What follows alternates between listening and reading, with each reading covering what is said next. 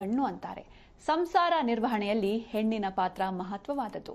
ಹೀಗಾಗಿ ಹೆಣ್ಣಿನ ಮಾತು ಜೊತೆಗೆ ಮನಸ್ಸು ಹೇಗಿರಬೇಕು ಈ ಬಗ್ಗೆ ಇವತ್ತು ತಿಳ್ಕೊಳ್ಳೋಣ. ಈ ಕುರಿತು ತಿಳಿಸಿಕೊಡಲು ನಮ್ಮೊಂದಿಗಿದ್ದಾರೆ ಶ್ರೀಮಾನ್ ಶ್ರೀ ಪುರುಷೋತ್ತಮ್ ದೇಶಿಕ್ ಗುರೂಜಿ ಅವರು. ಬನ್ನಿ ಗುರುಗಳನ್ನ ಕಾರ್ಯಕ್ರಮಕ್ಕೆ ಸ್ವಾಗತಿಸೋಣ. ನಮಸ್ಕಾರ ಗುರೂಜಿ, ಕಾರ್ಯಕ್ರಮಕ್ಕೆ ಸ್ವಾಗತ. ನಮಸ್ಕಾರ ಗುರೂಜಿ, ಹೆಣ್ಣಿನ ಮಾತು ಜೊತೆಗೆ ಮನಸ್ಸು ಹೇಗಿರಬೇಕು ಅಂತ. ಹರಿ ಶ್ರೀ ಗುರುಭ್ಯೋ ನಮಃ. ಮನಸ್ಸು ಮತ್ತೆ ಮಾತು ಹೆಣ್ಣಿಗೆ ಮಾತ್ರನಾ? ಅಲ್ಲ, ಆದರೂ ಹೆಣ್ಣಿಗಿರಬೇಕು. ಅದು ಹೇಗಿರಬೇಕು ಮನಸ್ಸು ಮತ್ತೆ ಮಾತು ಅಂತಕ್ಕಂತಹ ವಿಚಾರ, ಈ ರಹಸ್ಯಕ್ಕೆ ಕಾರಣಕರ್ತನಾಗಿರ್ತಕ್ಕಂತಹ ಶ್ರೀಮನ್ನಾರಾಯಣನ ಪಾದ ಕಮಲಗಳಿಗೆ ಕೋಟಿ ಕೋಟಿ ನಮನಗಳನ್ನು ಅರ್ಪಣೆಯನ್ನು ಮಾಡಿ ಒಂದು ವಿಚಾರ ತಿಳ್ಕೋಬೇಕು. ತಾಯಿಯಿಂದ ಮಗುವಿಂದ ತಾಯಿಗೆ ಋಣ ತೀರಿಸ್ಬೇಕು. ಫಸ್ಟು ತಾಯಿ ಮಗುವಿನ ಋಣ ತೀರಿಸೋದು ಹೇಗೆ, ಮಗು ತಾಯಿಯ ಋಣ ತೀರಿಸೋದು ಹೇಗೆ, ಇದನ್ನು ತಿಳ್ಕೊಂಡ್ರೆ ಸ್ವಲ್ಪ ಅರ್ಥ ಆಗತ್ತೆ. ಋಣ ತೀರ್ಸಕ್ಕಾಗಿದೆ ಅಂತೀಯಮ್ಮ? ಕೆಲವರಷ್ಟೇ ಆಗಿರಬಹುದೇನು, ಕೆಲವರಷ್ಟೇ ಆಗಿಲ್ಲ. ಏನದು ಋಣ ಅಂದರೆ, ಮಗುವಿನ ಕೈಯಲ್ಲಿ ಅಮ್ಮ ಅಂತ ಹೇಳ್ಕೊಡ್ತಕ್ಕಂತಹ ಪದ ಬಳಕೆ ಬರುತ್ತಲ್ಲ, ತಾಯಿಗೆ ಮಗು ಕೂಗ್ತಕ್ಕಂಥ ಅಮ್ಮ, ಅದು ಋಣ ತೀರ್ತು. ತಾಯಿ ಹೇಗೆ ಋಣ ತೀರಿಸ್ಬೇಕು ಅಂದರೆ, ಮಗುವಿಗೆ ದೈವಿಕವಾದ ಹೆಸರನ್ನ ಸೂಚಿಸಿ ಆ ಹೆಸರನ್ನ ಕರೆದಾಗ ಅದ ತಾಯಿ ಋಣ ಅಲ್ಲಿ ತೀರುತ್ತೆ. ಅಂದರೆ ಇವೆರಡು ಋಣ ತೀರಿಸುವಂತಹದ್ದು ಅನ್ನೋದು ನಮ್ಗಿನ್ನೂ ಅಷ್ಟೋ ಮನವರಿಕೆ ಆಗಿಲ್ಲ ಅಂತ ಅನ್ಕೋತೀನಿ. ಯಾಕೆ ಅಂದರೆ, ನಾವು ಅಮ್ಮ ಅನ್ನಿಸ್ಕೊಳ್ಳೋದು ತುಂಬ ತಾಯಿದ್ರೆ ಕಮ್ಮಿ, ಮಮ್ಮಿ ಜಾಸ್ತಿ ಇರುತ್ತೆ ಅಲ್ಲಮ್ಮ? ಹಾ. ಸೊ ಮಗು ಹೆಸರು ಚಿನ್ನು, ಪುಟ್ಟು, ರಿಂಕು ಇದೆಲ್ಲ ಹಿಡ್ತಾರೆ. ಈಗ ಇವರಿಬ್ಬರಲ್ಲೂ ಋಣ ತೀರ್ಲಿಲ್ಲ. ಆದರೆ ಹೆಸರಿಡೋದ್ರಿಂದ, ಕೂಗೋದ್ರಿಂದ ಋಣ ತೀರತ್ತೆ. ಎಷ್ಟು ಸರಳವಾಗಿದೆ. ಇದನ್ನು ಎಷ್ಟು ಜನ ತಿಳ್ಕೊಂಡಿದ್ದೀರೋ ಅಥವಾ ತಿಳ್ಕೊಂಡು ಹೆಸರಿಟ್ಟಿದ್ದೀರೋ, ಅಥವಾ ಮಕ್ಕಳಿಗೆ ಅಮ್ಮ ಅನ್ನ ಹೇಳುವಂಥ ಪದವನ್ನು ಬಳಸೋಕ್ಕೆ ಪ್ರಯತ್ನ ಮಾಡ್ತಿರೋ? ಯಾಕೆ ಅಂದರೆ ಆ ಹೆಸರು ಕೂಗಿಸ್ಕೊಳ್ಳೋದ್ರು ಸ್ವಲ್ಪ ಬೇರೆ ಥರ ಸ್ಟೇಟಸ್ಗೆ ಹೋಗ್ತಾರೆ. ಅದೇನು ಹಳೆಯದು ಅಮ್ಮ ಅನ್ನೋದು, ಅವ್ವ ಅನ್ನೋದೇನು ಅಂತ ಈ ಥರದ್ದು ಇರ್ತಾರೆ. ಅದು ಅವರವರ ವೈಯಕ್ತಿಕ. ಆದರೂ ಒಂದಂತೂ ಧರ್ಮಕ್ಕನುಸಾರವಾಗಿರ್ತಕ್ಕಂತಹ ಪ್ರತಿ ಹೆಜ್ಜೆಗೂ ತಾಯಿ ಮಗುವಿನ ಸಂಬಂಧಗಳನ್ನು ಅರ್ಥ ಮಾಡ್ಕೊಳ್ಳೋದಕ್ಕೆ ಇದೆಲ್ಲ ಧರ್ಮದ ಪ್ರಕಾರವಾಗಿ ಇಟ್ಟಿರ್ತಕ್ಕಂಥ ಒಂದು ಶಾಸ್ತ್ರೀಯ ಪದ್ಧತಿ. ನಾವು ಈ ಪದ್ಧತಿ ಅಂತಕ್ಕಂಥದ್ದನ್ನು ಶಾಸ್ತ್ರಕ್ಕೆ ಅಳವಡಿಸ್ಕೋಬೇಕು ಅನ್ನೋದು ಇನ್ನೂ ನಮ್ಗೆ ಗೊತ್ತಿಲ್ಲ. ಶಾಸ್ತ್ರೀಯ ಪದ್ಧತಿಯೇ ನಿಜವಾದ ಧರ್ಮ. ಅದು ಹೀಗೆ ಇರಬೇಕು, ನಿಯಮ ಇದೆ. ಆ ನಿಯಮದಲ್ಲೇ ನಾವು ಹೋಗಬೇಕು. ನಾವು ಹೋಗ್ತಾ ಇಲ್ಲ. ಏನು ಅಂದರೆ, same to you, see you, ಇಷ್ಟೆಲ್ಲ ಇರೋದು ಅಲ್ಲಮ್ಮ? Same to you, see you. ಇದು ಯಾವ ಭಾಷೆ, ಯಾವ ದೇಶದ್ದು ನಮಗೆ ಇನ್ನೂ ಅರ್ಥ ಆಗಿಲ್ಲ. ಆ ಮಟ್ಟಕ್ಕೆ ನಾವು ಹೋದಾಗ ನಾವು ಮಣ್ಣಿನ ಋಣನೂ ತೀರ್ಸಲ್ಲ. ಜಾಸ್ತಿ ಇಂಗ್ಲಿಷ್ ಪದಗಳನ್ನು ಜಾಸ್ತಿ ಅಧಿಕವಾಗಿ ನಾವು ಅದನ್ನೇ ಬಳಸ್ತೀವಿ ಅಂತಕ್ಕಂಥಕ್ಕೆ ಹೋದಾಗ ಈ ಮಣ್ಣಿನ ಋಣ ಕೂಡ ನಾವು ತೀರ್ಸಕ್ಕಾಗಲ್ಲ, ತೀರ್ಸಿಲ್ಲ ಅಂತ ಹೇಳ್ಕೋಬೇಕಾಗತ್ತೆ. ಅದೇ ರೀತಿ ತಾಯಿ ಮಗುವಿನ ಸಂಬಂಧದ ಋಣ ತೀರಿಸಬೇಕಾದ್ರೂ ಕೂಡ ನಾವು ಅದನ್ನು ಅಳವಡಿಸ್ಕೊಳ್ತಕ್ಕಂಥದ್ದು, ನಮ್ಮ ಪಾವಿತ್ರತೆಯನ್ನು ಕಾಪಾಡ್ಕೊಳ್ತಕ್ಕಂಥ ಒಂದು ಶಾಸ್ತ್ರೀಯ ಪದ್ಧತಿಯಾಗಿರುತ್ತೆ ಅಂತಕ್ಕಂಥ ಸತ್ಯ ಎಷ್ಟು ಸಾಧ್ಯ ಅಷ್ಟು ತಿಳ್ಕೊಳ್ಳೋ ಪ್ರಯತ್ನ ಮಾಡಬೇಕು ಅಂತಕ್ಕಂಥದ್ದು ಈ ಕಾರ್ಯಕ್ರಮದ ಉದ್ದೇಶ. ಇನ್ನು ಎರಡನೇ ವಿಚಾರ, ಮನಸ್ಸು ಮತ್ತೆ ಮಾತು ಹೆಣ್ಣಿಗೆ ತುಂಬ ಮೃದುವಾಗಿರಬೇಕು, ಆನಂದಭರಿತವಾಗಿರಬೇಕು. ಹೌದಾ? ಎಷ್ಟು ಜನಕ್ಕಿದೆ? ಇಲ್ಲದೆ ಇರೋ ಕಾರಣ ಏನು? ಎಲ್ಲರೂ ಇಷ್ಟಪಡ್ತಾರೆ, ಚೆನ್ನಾಗಿರಬೇಕು, ಮಾತು ತುಂಬ ಚೆನ್ನಾಗಿ ಮಾತಾಡೋದು ಕಲಿಬೇಕು, ಮನಸ್ಸು ಸದಾ ಪ್ರಸನ್ನತೆಯಾಗಿರಬೇಕು ಅಂತ ಇಷ್ಟಪಡೋದು ಸಹಜ. ಬಟ್ ಅದು ಆಗ್ತಾ ಇಲ್ಲ. ಅದಕ್ಕೆ ಕಾರಣ ಏನಿದೆ ಅಂತಕ್ಕಂತಹ ಒಂದು ಲೆಕ್ಕಾಚಾರಕ್ಕೆ ಬಂದಾಗ, ಈ ಮನಸ್ಸು ಅನ್ನೋದಕ್ಕೆ ನಾವು ಮೊದಲು ಮಾಡಬೇಕಾಗಿರ್ತಕ್ಕಂಥದ್ದು, ಆ ಮನಸ್ಸಿನ ಮತ್ತು ದೇಹದ ಮೈಲಿಗೆಯನ್ನು ನಾವು ತೆಗೆದಿಲ್ಲ. ಮನಸ್ಸು ಮತ್ತು ದೇಹದ ಮೈಲಿಗೆಯನ್ನು ನಾವು ತೆಗೆದಿಲ್ಲ. ಏನು ಅಂದರೆ, ನಮ್ಮ ದೇಹದಲ್ಲಿ ದೈವತ್ವ ಇರಬೇಕು, ಇರುತ್ತೆ, ಇದೆ ಅಂತನೂ ಇಲ್ಲ ಅಂತನೂ ವಾದ ವಿವಾದದಲ್ಲೂ ಕೂಡ ಇದ್ದೀವಿ ನಾವು. ಅದಕ್ಕೆ ನಮ್ಮ ದೇಹಕ್ಕೂ ಮನಸ್ಸಿಗೂ ದೈವತ್ವವನ್ನು ನಾವು ಪಡ್ಕೋಬೇಕಾದ್ರೆ, ಪ್ರತಿ ಮನೆಯಲ್ಲಿ, ಪ್ರತಿ ಒಂದು ಕುಟುಂಬದ ಪ್ರತಿ ಸದಸ್ಯರಲ್ಲಿ ಶ್ರೀಗಂಧವನ್ನು ಹಣೆಗೆ ಹಚ್ಚುವಂತಹ ಪದ್ಧತಿ ಯಾರಿಗಿದೆಯೋ ಅವರ ದೇಹ ಮನಸ್ಸು ನೆಮ್ಮದಿಯಾಗಿ ಶಾಂತವಾಗಿರೋದಕ್ಕೆ ಒಂದು ದಿವ್ಯವಾದ ಔಷಧ. ಇದನ್ನು ಸಾಕಷ್ಟು ಸಲ ಹೇಳಿದ್ದೀನಿ ನಾನು. ಹೌದು. ಶ್ರೀಗಂಧ ಯಾರು ಬಳಸ್ತಾರೋ ಅವ್ರ ಮನಸ್ಸು ಸ್ವಲ್ಪ ಶಾಂತವಾಗಿರುತ್ತೆ. ಆ ಶಾಂತವಾಗಿ ಯಾಕಿರಬೇಕು ಅಂತಕ್ಕಂಥ ಪ್ರಶ್ನೆ ಯಾರಿಗೂ ಬೇಕಿಲ್ಲ, ಎಲ್ರಿಗೂ ಬೇಕು ಶಾಂತವಾಗಿರ್ಬೇಕಂದ್ರೆ. ಶ್ರೀಗಂಧ ಇದೆಯಾ ಮನೆಯಲ್ಲಿ ನೋಡ್ಕೊಳ್ಳಿ ಮೊದಲನೇದಾಗಿ, ಹಚ್ಚೋದು ಆಮೇಲೆ. ಇದೆಯಾ ಮನೆಯಲ್ಲಿ, ಇಟ್ಟಿದ್ದೀರಾ, ಇಟ್ಕೊಂಡಿದ್ದೀವ ನಾವು, ಯಾವತ್ತೋ ಒಂದಿನ ಎಲ್ಲೋ ಇರುತ್ತೆ ಅಥವಾ ಇಲ್ಲದೆ ಇರಬಹುದು. ಈ ಶ್ರೀಗಂಧ ಎಲ್ಲಿರುತ್ತೋ ಮನೆಯಲ್ಲಿ ದೈವಿಕವಾದ ಒಂದು ಶಕ್ತಿ ಇರುತ್ತೆ. ಶ್ರೀಗಂಧವನ್ನು ಯಾರು ಹಣೆಗೆ ಹಚ್ಕೋತಾರೋ ಅವರ ದೇಹದಲ್ಲಿ ಮನಸ್ಸಿನಲ್ಲಿ ಸದಾ ಭಗವಂತನ ವಾಸಸ್ಥಾನ ಇರುತ್ತೆ ಅಂತಕ್ಕಂಥದ್ದು. ಏನಕ್ಕೆ ಅಂದರೆ ಶಾಂತತ್ವವನ್ನು ಪಡ್ಕೊಳ್ತಾರೆ. ಇಲ್ಲಿ ಅತಿ ಮುಖ್ಯವಾಗಿ ಶ್ರೀಗಂಧ ಅನ್ನೋದಕ್ಕೆ ಅಷ್ಟೊಂದು ನಿಕಟವಾದ ಒಂದು ಲೆಕ್ಕಾಚಾರ ಏನಕ್ಕೆ ಬರಬೇಕು ಅಂದರೆ, ಹೆಣ್ಣಿಗೆ ಅತಿ ಮುಖ್ಯವಾದ ಅಮೂಲ್ಯವಾದ ಶ್ರೇಷ್ಠವಾದ ವಯಸ್ಸು ಅಂತ ಇದೆಯಲ್ಲಮ್ಮ, ಈ ವಯಸ್ಸನ್ನ ಹಿಂದಕ್ಕೆ ಎಳಿಬೇಕು, ಮುಂದಕ್ಕೆ ಹೋಗ್ಬಿಡಬಾರ್ದು. ಅದು ನಿಜವಾದ ಹೆಣ್ಣಿನ ಮನಸ್ಸು ಮತ್ತೆ ಮಾತು ಚೆನ್ನಾಗಿರುತ್ತೆ. ಇಷ್ಟೇನಾ ವಯಸ್ಸು, ಅಯ್ಯೋ ನಾನು ಏನೋ ಅನ್ಕೊಂಡಿದ್ದೆ, ನಿಮ್ಗೆ ಇನ್ನೂ ಇಷ್ಟು ಚಿಕ್ಕ ವಯಸ್ಸಾ ಅನ್ನೋ ರೀತಿ ಕಾಣಿಸ್ಬೇಕು. ಸದಾ ತಾರುಣ್ಯದಲ್ಲೇ ಇರಬೇಕು. ಯೌವನ ಭರಿತವಾಗಿರ್ತಕ್ಕಂಥ ದೇಹವನ್ನೇ ಕಾಪಾಡ್ಕೋಬೇಕು. ಇದು ಹೆಣ್ಣಿನ ಪ್ರಥಮವಾಗಿರ್ತಕ್ಕಂಥ ಕರ್ತವ್ಯವಾಗಿರುತ್ತೆ. ಎಷ್ಟೇ ಯಾವ ಕಾರಣಕ್ಕೂ ಹೆಣ್ಣಿಗೆ ನಿಜವಾದ ವಯಸ್ಸು ಬೇರೆಯವರಿಗೆ ಅರ್ಥನೇ ಆಗಬಾರದು. ಇದು ಒಂದು ಗೌಪ್ಯತೆ. ಯಾಕೆ ಅಂದರೆ ನೆಮ್ಮದಿ ಎಲ್ಲಿರುತ್ತೋ ಅಲ್ಲಿ ಅವರ ವಯಸ್ಸಿನಲ್ಲಿ ಯಾವ ಕಾರಣಕ್ಕೂ ಮುಂದಕ್ಕೆ ಹೋಗಲ್ಲ, ಹಿಂದಕ್ಕೆ ಹೋಗ್ತಾ ಇರತ್ತೆ. ಅದು ಬೇಕು, ಸಿಕ್ಕಿಲ್ಲ. ಅದಕ್ಕೋಸ್ಕರವಾಗಿ ನಾವು ಪ್ರಯತ್ನವನ್ನು ಮಾಡಬೇಕು ಅಂತಕ್ಕಂತಹ ಲೆಕ್ಕಾಚಾರಕ್ಕೆ ಹೋದಾಗ, ಶ್ರೀಗಂಧ ಅಂತಕ್ಕಂಥದ್ದು ವಿಷಯಕ್ಕೆ ಬಂದಾಗ ಇದಕ್ಕೆ ಒಂದು ಔಷಧ ಯಾಕೆ ಬೇಕಾಗತ್ತೆ? ಯಾಕೆ ಮನಸ್ಸು ಶಾಂತವಾಗಿರಬೇಕು, ದೇಹ ಕೂಡ ಹಗುರವಾಗಿರಬೇಕು ಅಂದರೆ ಶ್ರೀಗಂಧ ಔಷಧ. ಈ ಔಷಧ ಎಲ್ಲಿ ವರ್ಕ್ ಆಗತ್ತೆ ಅಂದರೆ, ಹೆಣ್ಣಿನ ನಾಲಿಗೆ ಮತ್ತು ಹೃದಯವನ್ನ ಒಂದು ಮಾಡತಕ್ಕಂತಹ ಶಕ್ತಿ ಯಾವ ಹೆಣ್ಣಿಗಿದೆ, ಏನೊಂದು ಮಾಡಬೇಕು? ನಾಲಿಗೆ ಮತ್ತು ಹೃದಯ. ನಾಲಿಗೆ ಮತ್ತು ಹೃದಯವನ್ನ ಒಂದು ಮಾಡತಕ್ಕಂಥದ್ದೇ ನಿಜವಾದ ವಯಸ್ಸಿನ ರಹಸ್ಯ. ಒಂದು ಮಾಡುವ ಹೆಣ್ಣಿಗೆ ವಯಸ್ಸಿನ ರಹಸ್ಯ ಸದಾ ರಹಸ್ಯವಾಗೇ ಇರುತ್ತೆ.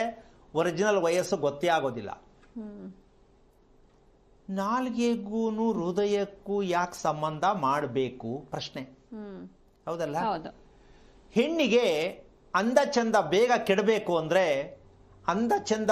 ಕೆಡಬೇಕು ಅಂದ್ರೆ ಮುಖದ ಸಂಬಂಧ, ಮುಖದಲ್ಲಿರ್ತಕ್ಕಂಥ ಭಾವನೆಯೆಲ್ಲ ಕಡಿಮೆ ಆಗಬೇಕು ಪ್ರತಿದಿನ ಪ್ರತಿಕ್ಷಣ ಅಂದರೆ ಒಂದು ದೊಡ್ಡ ವಿಷ ಇದೆ. ಆ ವಿಷದಿಂದ ಹೆಣ್ಣು ಬೇಗ ಇಷ್ಟೊಂದು ವಯಸ್ಸಾದಂಗೆ ಕಾಣಿಸ್ತಾರಲ್ಲ ಇವ್ರಿಗೆ, ಅಯ್ಯೋ ಪಾಪ ಚಿಕ್ಕ ವಯಸ್ಸು ಆಗ್ಲೇ ಹಿಂಗಾಗ್ಬಿಟ್ಟಿದಾರಲ್ಲ, ಆಂಟಿ ಆಗ್ಬಿಟ್ಟಿದಾರಲ್ಲ, ಇನ್ನೂ ಮದುವೆನೇ ಆಗಿಲ್ಲ ಅಂತ ಕೆಲವು ಸಲ ಚುಡಾಯಿಸಿ ಹೇಳ್ತಾರೆ. ಹೌದಾ? ಇದಕ್ಕೆ ಕಾರಣ ಯಾವ ಹೆಣ್ಣು ನಾಲಿಗೆಯ ಚಪಲಕ್ಕಾಗಿ ಇದ್ದಾಳೋ ಆ ನಾಲಿಗೆಯ ಚಪಲತೆ ಇರುವಂಥ ಹೆಣ್ಣಿಗೆ ದೇಹ ಕೊರಗತ್ತೆ, ಮನಸ್ಸು ಕೊರಗತ್ತೆ. ಜೀವನದಲ್ಲಿ ಯಾವ ಕಾರಣಕ್ಕೂ ಯಾವುದೇ ಔಷಧಗಳು ಆ ದೇಹಕ್ಕೆ ತಾಕುವುದಿಲ್ಲ. ಏನೇ ಸಮಸ್ಯೆ ಬಂದರೂ ಆ ದೇಹಕ್ಕೆ ತಾಕುವುದಿಲ್ಲ, ಔಷಧ ಕೆಲಸ ಮಾಡುವುದಿಲ್ಲ. ಕಾರಣ ನಾಲಿಗೆಗೆ ರುಚಿಗಾಗೇ ಸ್ಥಾಪನೆ ಮಾಡಿರ್ತಕ್ಕಂಥ ಹೆಣ್ಣು ಮಕ್ಕಳಿಗೆ ಮಾತ್ರ ನನಗೆ ಹೀಗೇ ರುಚಿ ಇರಬೇಕು. ಈಗ ಇದಕ್ಕೊಂದು ಸಣ್ಣ ಉದಾಹರಣೆ ಕೊಡ್ತೀನಿ. ಹೆಣ್ಣು ಗಂಡು ಮ್ಯಾಚಿಂಗ್ ಮಾಡೋ ಪುರೋಹಿತರಿಗೆ ಇದೊಂದು ವಿಷಯ ಹೇಳ್ತೀನಿ. ಪಿಜ್ಜಾ ಬರ್ಗರ್ ತಿನ್ನೋರಿಗೆ ಮದುವೆ ಬೇಕಾ? ಪಿಜ್ಜಾ ಬರ್ಗರ್ ತಿನ್ನೋರಿಗೆ ಮದುವೆ ಬೇಡ. ಯಾಕೆಂದ್ರೆ ದೇಹ ಎಲ್ಲ ಸತ್ತೋಗಿರುತ್ತೆ. ಆ ಸತ್ತೋಗಿರೋರಿಗೆ ಪಿಜ್ಜಾ ಬರ್ಗರ್ ಮೇಲೆ ಜಾಸ್ತಿ ಆಸೆ. ತಿನ್ನಬೇಕು, ಏನು ಮಾಡೋದು, ತಿನ್ನಬೇಕು ಅಂದ್ರೆ ನಮಗೆ ಮನಸ್ಸು ಸಮಾಧಾನ ಇಲ್ಲ ಅಂತ ಯಾರು ಅಂತಾರೋ ಹೆಂಗಸರು, ಗೋಬಿ ತಿನ್ನಲೇಬೇಕು, ಅಷ್ಟು ದೂರ ಆದರೂ ಪರವಾಗಿ ಹೋಗ್ಲೇಬೇಕು ಅಂತಾರೋ ಅವರ ಆಯಸ್ಸು ಮತ್ತೆ ದೇಹ ಎರಡು ಸೊರಗ್ತಾ ಹೋಗುತ್ತೆ. ಹಾಗಂತ ಯಾಕದು ಹೆಣ್ಣಿಗೆ ಬರಬೇಕು ಅಂದರೆ ಇವತ್ತು ಯಾರಿಗಿಲ್ಲ ಇದು ನಾಲಿಗೆಯ ರುಚಿ, ಯಾರಿಗಿಲ್ಲ. ಇದನ್ನ ಯಾರು ಕಂಟ್ರೋಲ್ ಮಾಡೋ ಶಕ್ತಿ ಇದೆ ಅಂದರೆ ಶ್ರೀಗಂಧವನ್ನು ಯಾರು ಬಳಸ್ತೀರೋ ಇದನ್ನು ಪ್ರಾಕ್ಟಿಕಲ್ ಆಗಿ ನಿಜವಾಗ್ಲೂ ನೋಡಲೇಬೇಕು ಅಂದರೆ ಶ್ರೀಗಂಧವನ್ನು ಮಕ್ಕಳಿಗೆ ಹಚ್ಚತಕ್ಕಂಥ ಅಭ್ಯಾಸ ಮಾಡ್ಕೊಳ್ಳಿ. ನೀವು ಕೂಡ ಶ್ರೀಗಂಧ ಹಚ್ಕೊಳ್ಳೋಕ್ಕೆ ಪ್ರಯತ್ನ ಮಾಡಿ. ಜನ ಏನೋ ಅನ್ಕೋತಾರೆ ಅಂದರೆ ನಂಗೆ ಗೊತ್ತಿಲ್ಲ. ಆ ಶ್ರೀಗಂಧ ನಿಮ್ಮ ದೇಹಕ್ಕೆ ಅಷ್ಟು ಔಷಧಿಯನ್ನು ಏನಕ್ಕೆ ಬೇಕಾಗತ್ತೆ ಅಂದರೆ ನಾಲಿಗೆಯ ಚಪಲತೆ ಯಾವ ಕಾರಣಕ್ಕೂ ಬೇಡ. ಯಾಕೆ ಬೇಡ ಅಂದರೆ ಯಾರು ನಾಲಿಗೆ ಚಪಲ ಜಾಸ್ತಿ ಇರುತ್ತೋ ಯಾವ ಹೆಣ್ಣನ್ನು ನೋಡಿದ್ರು ಒಪ್ಪಲ್ಲ, ಯಾವ ಗಂಡನ್ನು ನೋಡಿದ್ರು ಒಪ್ಕೊಳ್ಳಲ್ಲ. ನಾಲಿಗೆಯ ಚಪಲತೆ ಇರುವಂಥ ಹೆಣ್ಣು ಗಂಡು ಪುರುಷನೂ ಹೌದು ಮಹಿಳೆಯೂ ಹೌದು. ಅವರಿಗೆ ಯಾವ ಗಂಡು ಬಂದರೂ ಒಪ್ಪಲ್ಲ, ಯಾವ ಹೆಣ್ಣು ಬಂದರೂ ಒಪ್ಕೊಳ್ಳಲ್ಲ. ಅವಳಂಗೆ ಅವನಂಗೆ. ಈಗ ಇದಕ್ಕೆ ಯಾವುದೇ ಶಾಸ್ತ್ರ ಮಾಡಿ ರಿಪೇರಿ ಮಾಡಿ ಮದುವೆ ಮಾಡೋಕ್ಕಾಗತ್ತಾ? ಆಗಲ್ಲ. ಯಾಕೆ ಅಂದರೆ ನಾಲ್ಗೆ ಚಪಲತೆಯಿಂದ ಅವ್ರು ಹೊರಗೆ ಬರೋಕ್ಕಾಗಲ್ಲ, ಅವರು ತರಕ್ಕೂ ಆಗಲ್ಲ, ನೀವು ಹೇಳ್ದಂಗೆ ಕೇಳೋದೂ ಇಲ್ಲ. ಈಗ ಜೀವನ ಪರ್ಯಂತ ಸ್ವೇಚ್ಛಾಚಾರದ ಜೀವನ. ಅವರಿಷ್ಟ, ಅವ್ರ ಮೈಂಡು, ಅವ್ರದೇ ಲೆಕ್ಕ, ಅವ್ರದೇ ರೂಟು. ಹೆಂಗೆ ಓಡ್ತಾರೋ ಓಡಿ, ನೋ ಕಂಟ್ರೋಲ್. ಯಾರು ಹಿಡಿದು ನಿಲ್ಸೋಕ್ಕಾಗಲ್ಲ. ಅಪ್ಪ ಅಮ್ಮನೂ ಹಿಡಿದು ನಿಲ್ಸೋಕ್ಕಾಗಲ್ಲ, ಗಂಡ ಮದುವೆ ಮಾಡ್ಕೊಂಡು ಹಿಡಿದು ನಿಲ್ಸೋಕ್ಕಾಗಲ್ಲ, ಕೊನೆಗೆ ಅವರೇ ಕಂಟ್ರೋಲ್ ಮಾಡ್ಕೊಳ್ಳೋಕ್ಕೂ ಆಗಲ್ಲ. ಈ ನಾಲ್ಗೆಯ ಚಪಲತೆ ನಮ್ಮ ಜೀವನದಲ್ಲಿ ತುಂಬ ತೊಂದರೆ ಕೊಡ್ತಕ್ಕಂತಹ ಒಂದು ವಿಚಾರ. ಇನ್ನೊಂದು ಸ್ಟೆಪ್ಪು ಮುಂದಕ್ಕೆ ಹೋದರೆ ಆ ನಾಲ್ಗೆ ಚಪಲತೆ ಅಂದರೆ ಏನಾಗತ್ತಾಗಾದರೆ ಅಂತಕ್ಕಂತಹ ಲೆಕ್ಕಾಚಾರಕ್ಕೆ ಹೋದರೆ ಅದಕ್ಕೊಂದು ಕಾರಣನೂ ಬೇಕಾಗತ್ತೆ. ನಾಲ್ಗೆಯ ಚಪಲತೆಯಿಂದ ಹೆಣ್ಣು ಏನನ್ನು ಅನುಭವಿಸ್ಬೋದು? ನಂಬರ್ 1, ಚರ್ಮ ಸುಕ್ಕು ಕಟ್ಟತ್ತೆ, ವಯಸ್ಸಾದ ರೀತಿಯಲ್ಲಿ ಪ್ರಕ್ರಿಯೆಯನ್ನು ತೋರಿಸುತ್ತೆ. ಎಲ್ಲದಕ್ಕಿಂತ ಹೆಚ್ಚಾಗಿ ಮನಸ್ಸಿಗೆ ಸುಸ್ತು. ಈ ಸುಸ್ತು ಆಟೋಮೆಟಿಕ್ ಕಾಣಿಸ್ತಾ ಹೋಗುತ್ತೆ, ಜಾಸ್ತಿ ಆಗ್ತಾ ಹೋಗುತ್ತೆ ಹೊರತು ಕಮ್ಮಿ ಆಗಲ್ಲ. ನೋಡೋಕ್ಕೆ ದಪ್ಪಗೆ ಅವರೇ ಆಗಲ್ಲ ಸುಸ್ತು ಅಂದರೆ ಅದು ಹೆಂಗೆ ಅಂತ ಜಗಳ ಕೂಡ ಆಗುತ್ತೆ. ಹೌದಾ? ಅಲ್ಲ, ಏನು ನೋಡೋಕ್ಕೆ ಇಷ್ಟು ದಪ್ಪ ಇದೆಯಾ, ಸುಸ್ತು ಅದು ಹೆಂಗಾಗತ್ತೆ ಅಂದರೆ ಏನು ಹೇಳೋದು? ಅದು ಅವ್ರಿಗೆ ಕೇಳಬೇಕು, ಮೇಲೆ ಬಿದ್ದು ಬಿಡ್ತಾರೆ. ಆ ಸಮಸ್ಯೆ ಅವರೇ ಅನುಭವಿಸ್ತಾ ಇರ್ತಾರೆ ಪ್ರತಿದಿನ ಕೂಡ. ನನ್ನ ಯಾರು ಅರ್ಥ ಮಾಡ್ಕೋತಾ ಇಲ್ಲ, ಎಲ್ಲ ನನ್ನ ಮೇಲೆ ದಬ್ಬಾಳಿಕೆ ಮಾಡ್ತಾರೆ, ನನ್ನ ಮೇಲೆಲ್ಲ ರೇಗ್ತಾರೆ, ನಾನು ಹೇಳೋದನ್ನು ಯಾರು ಕೇಳಲ್ಲ. ಇದೆಲ್ಲವೂ ಕೂಡ ಆ ನಾಲಿಗೆಯ ಚಪಲತೆಯಿಂದ ಉದ್ಭವ ಆಗ್ತಕ್ಕಂಥ ದುಃಖಕರವಾಗಿರ್ತಕ್ಕಂಥ ಒಂದು ಸನ್ನಿವೇಶ ಆಗತ್ತೆ. ಇದಕ್ಕೆ ಒಂದು ಸಣ್ಣ ಉದಾಹರಣೆ ಇರುತ್ತೆ. ಏನು? ನಾವು ಜಾಸ್ತಿ ನಾಲ್ಗೆ ಚಪಲತೆಯಿಂದ ಊಟ ತಿಂಡಿ ತಿಂತಾ ಇದ್ದೀವಿ ಅಂತ ನಾವು ಕಂಡಿಡ್ಕೊಳ್ಳೋದು ಹೆಂಗೆ ಗೊತ್ತಾಗ್ಬೇಕಲ್ಲ? ನಮ್ಗೆ ಹೆಂಗೆ ಗೊತ್ತಾಗ್ಬೇಕದು? ನಮ್ಮ ದೇಹ ಕೆಡ್ತಾ ಇದೆ. ಇದಕ್ಕೆ ವಿಚಾರ, ನಮ್ಮ ದೇಹದಲ್ಲಿ ಇರುವ ರಕ್ತವೇ ಕೆಡ್ತಾ ಹೋಗುತ್ತೆ, ಅಶುದ್ಧವಾಗುತ್ತಾ ಹೋಗುತ್ತೆ, ರಕ್ತಹೀನತೆಯಾಗತ್ತೆ. ಇದರಿಂದ ಏನಾಗತ್ತೆ? ಸದಾ ಯಾವಾಗಲೂ ಫ್ಯಾನ್ ಆಡ್ತಾನೇ ಇರಬೇಕು, ಎ ಸಿಲಿ ಇರಲೇಬೇಕು. ಇಲ್ಲ ಅಂದರೆ ಕೈಯಲ್ಲಿ ಹೊಡ್ಕೋಬೇಕಾಗತ್ತೆ. ಯಾರು ಕೂತು ಜಾಗದಲ್ಲಿ ಕೈ ಹಿಂಗೆ ಅನ್ಕೋತಾ ಇರ್ತಾರೋ, ಚಿಕ್ಕವರಲ್ಲಿ ದೊಡ್ಡವರಲ್ಲಿ, ರಕ್ತ ಕೆಟ್ಟಿದೆ, ಚರ್ಮ ಕೆಡುತ್ತಲಿದೆ. ಅದು ಎಲ್ಲ ಬೇಕಾದರೂ ಚರ್ಮ ಸಮಸ್ಯೆ ಬರಬಹುದು, ಎಷ್ಟು ಬೇಕಾದ್ರೂ ಅನುಭವಿಸ್ಬೋದು. ವೇದನೆ, ರಕ್ತ ಅಶುದ್ಧವಾದ ದೇಹದಲ್ಲಿ ಉತ್ಪತ್ತಿಯಾಗತ್ತೆ. ಚರ್ಮಕ್ಕೆ ಸಂಬಂಧಪಟ್ಟಂತಹ ಒಂದು ಕಾಯಿಲೆ. ಯಾಕೆಂದ್ರೆ ಸ್ವಲ್ಪ ಹೆದರ್ಕೊಳ್ಳಿ ಅಂತ ಹೇಳ್ತಿದ್ದೀನಿ. ಕಾಯಿಲೆ ಅಲ್ಲ, ಅದು ಕಾಯಿಲೆನೆ ಅಂತ ಹೇಳೋಣ, ಯಾಕೆಂದ್ರೆ ಸ್ವಲ್ಪ ಭಯ ಇರಲಿ ಅಂತ. ಕಾರಣ, ಈ ಕಾಯಿಲೆ ನಾವು ಪೂರ್ಣವಾಗಿ ಕೈಕಾಲು ಸೋತೋದ ಕೆಳಗಡೆ ಬಿದ್ದೋದ ಕಾಯಿಲೆ ಅಂತಲ್ಲ. ಪ್ರತಿ ಕ್ಷಣವೂ ಕೂಡ ಒಂದು ಗಂಡು ಒಂದು ಹೆಣ್ಣು ಮಲಗ್ಲಿಕ್ಕೆ ಹೋದಾಗ ಒಬ್ಬರಿಗೆ ಗಾಳಿ ಬೇಕು, ಒಬ್ಬರಿಗೆ ಗಾಳಿ ಬೇಡ. ಈಗ ಗಂಡ ಹೆಂಡತಿ ಚೆನ್ನಾಗಿರ್ತಕ್ಕಂಥದ್ದಾಗತ್ತಾ, ಜಗಳ ಆಗತ್ತಾ? ಅಲ್ಲಿ ಜಗಳ ಆಗತ್ತೆ. ಈಗ ಇದನ್ನ ಹೋಗಿ ಎಲ್ಲಿ ಕೇಳೋದು? ಏನು ಮಾಡೋದು ಸ್ವಾಮಿ, ಇವಳಿಗೆ ಫ್ಯಾನ್ ಬೇಕು, ನನಗೆ ಫ್ಯಾನ್ ಬೇಡ. ಏನು ಮಾಡಲಿ, ನನಗೆ ಅರ್ಥ ಆಗ್ತಾ ಇಲ್ಲ, ಯಾರಿಗೆ ಹೇಳಲಿ ಇದನ್ನ? ಅದು ಇವ್ರಿಗಾರು ಆಗ್ಬೋದು, ಅವ್ರಿಗಾರು ಆಗ್ಬೋದು. ಅಂತೂ ಈ ಸಮಸ್ಯೆ ಬರುತ್ತಾ ಇಲ್ಲಮ್ಮ? ಹೌದು, ಬರುತ್ತೆ. ಈ ರೀತಿ ಸಮಸ್ಯೆ ಮದುವೆ ಮಾಡ್ಕೊಳ್ಳೋಕೆ ಮುಂಚೆ ಇದನ್ನ ಕಂಡಿಡ್ಕೊಂಡ್ರೆ ಈ ಸಮಸ್ಯೆ ಪರಿಹಾರ ಆಗ್ತಿತ್ತು. ನಿನಗೆ ಎ ಸಿ ಯಾವಾಗಲೂ ಇರಬೇಕಾ, ಫ್ಯಾನ್ ಗಾಳಿ ಬೇಕೇ ಬೇಕಾ ಅಂತ ಸುಮ್ಮನೆ ಹುಡುಗನ ಹುಡುಗಿ ಕೇಳ್ಕೊಂಡ್ಬಿಟ್ರೆ ಅಲ್ಲೇ ತೀರ್ಮಾನ ಮಾಡ್ಕೊಂಡ್ಬಿಡ್ಬೋದು. ಇದು ಹೊಂದಾಣಿಕೆ ಆಗಲ್ಲ ನಮ್ಮಿಬ್ಬರಿಗೂ ಅಂತ. ಶಾಸ್ತ್ರ ಬೇಡ, ಗಣಕೂಟ ಬೇಡ. ತಿಳ್ಕೊಳ್ಳಿ, ನಿಮ್ಮ ಚಿಕ್ಕ ಮಕ್ಕಳೇ ಆಗಲಿ, ಕೆಲವು ಅವು ಕೂಡ ಹಂಗೆ ಕೇಳ್ತವೆ, ಫ್ಯಾನ್ ಹಾಕಮ್ಮ ಅಂತಾರೆ ಚಿಕ್ಕ ಮಕ್ಕಳು. ಫ್ಯಾನ್ ಇದೆ ಕೂರಕ್ಕಾಗಲ್ಲ. ಸೊ ಈ ರೀತಿಯಾಗಿರ್ತಕ್ಕಂತಹ ಫ್ಯಾನ್ಗೆ, ಎ ಸಿಗೆ ಯಾರು ಬೇಗ ಅಡಿಕ್ಟ್ ಆಗಿರ್ತಾರೆ, ಅವ್ರು ಎಲ್ಲಿ ಕೂತಿರ್ತಾರೆ ಅದು ಬೇಕು ಅಂತ ಕೈ ಹಿಂಗೆ ಬೀಸ್ಕೊತಾ ಇರ್ತಾರೆ, ಶರ್ಟ್ ಗುಂಡಿ ಬಿಚ್ಕೊಂಡು ಬೀಸ್ಕೊತಾ ಇರ್ತಾರೆ, ಕರ್ಚೀಫ್ ತೊಗೊಂಡು ಬೀಸ್ಕೊತಾ ಇರ್ತಾರೆ. ಇವೆಲ್ಲ ಚೇಷ್ಟೆ ಎಲ್ರಿಗೂ ಅರ್ಥ ಆಗಲಿ ಅಂತ ಹೇಳ್ತಾ ಇರ್ತಕ್ಕಂಥದ್ದು. ಅವ್ರ ಮುಖದಲ್ಲಿ ಯಾವಾಗಲೂ ಬೆವರು ಹರಿತಾನೇ ಇರುತ್ತೆ. ಇನ್ನು ಕೆಲವರು ಬೆವರು ವಾಸನೆ, ಸುಮ್ಮನೆ ಪಾಸ್ ಆಗಿಬಿಟ್ರೆ ತೂ ಏನಪ್ಪ ಇದು ಅನ್ನೋ ಮಟ್ಟಕ್ಕೆ ಹೋಗ್ತದೆ ದೇಹ. ಇದೆಲ್ಲವೂ ಕೂಡ ಹೆಂಗೆ ನಿಭಾಯಿಸ್ಕೊಳ್ಳೋದು? ಒಂದು ಕಡೆ ಹೋಗಿ ಒಂದು 4 ಜೊತೆ ಸೇರೋದಕ್ಕೂ ಕಷ್ಟ ಆಗುವಂತಹ ಒಂದು ಕಾಯಿಲೆ ತಾನೇ ಇದು, ಅಲ್ಲಮ್ಮ? ಏನು ನನ್ನ ಬಗ್ಗೆ ನೋಡ್ಕೊಂಡು ಯಾರೋ ದೂರ ಹೋಗ್ಬಿಡ್ತಾವ್ರೆ, ನನ್ನ ಹತ್ರ ಯಾರು ಕುತ್ಕೋತಾ ಇಲ್ಲ, ನಾನು ಹೆಂಗಾಗ್ತಾ ಇದ್ದೀನೋ, ನನ್ನ ಈ ಥರ ಎಲ್ಲ ಬರುತ್ತೆ ಮನಸ್ಸಿಗೆ. ಇದೆಷ್ಟು ನೋವಾಗತ್ತೆ. ಹಾಗಾಗಿ ರಕ್ತ ಕೆಟ್ಟಿರುವವರಿಗೆ ಸದಾ AC ಫ್ಯಾನು ಬೇಕು. ಮಲಗಿರ್ಲಿ ಕೂತಿರ್ಲಿ, ಇಲ್ಲ ಅವ್ರ ನಿದ್ದೆ ಬರಲ್ಲ. ಸೊ ಇದು ತಿಳ್ಕೋಬೇಕು. ನಮ್ಮ ನಾಲಿಗೆ ಚಪಲತೆಗಾಗಿ ತಿನ್ನುತ್ತಿರುವ ಈ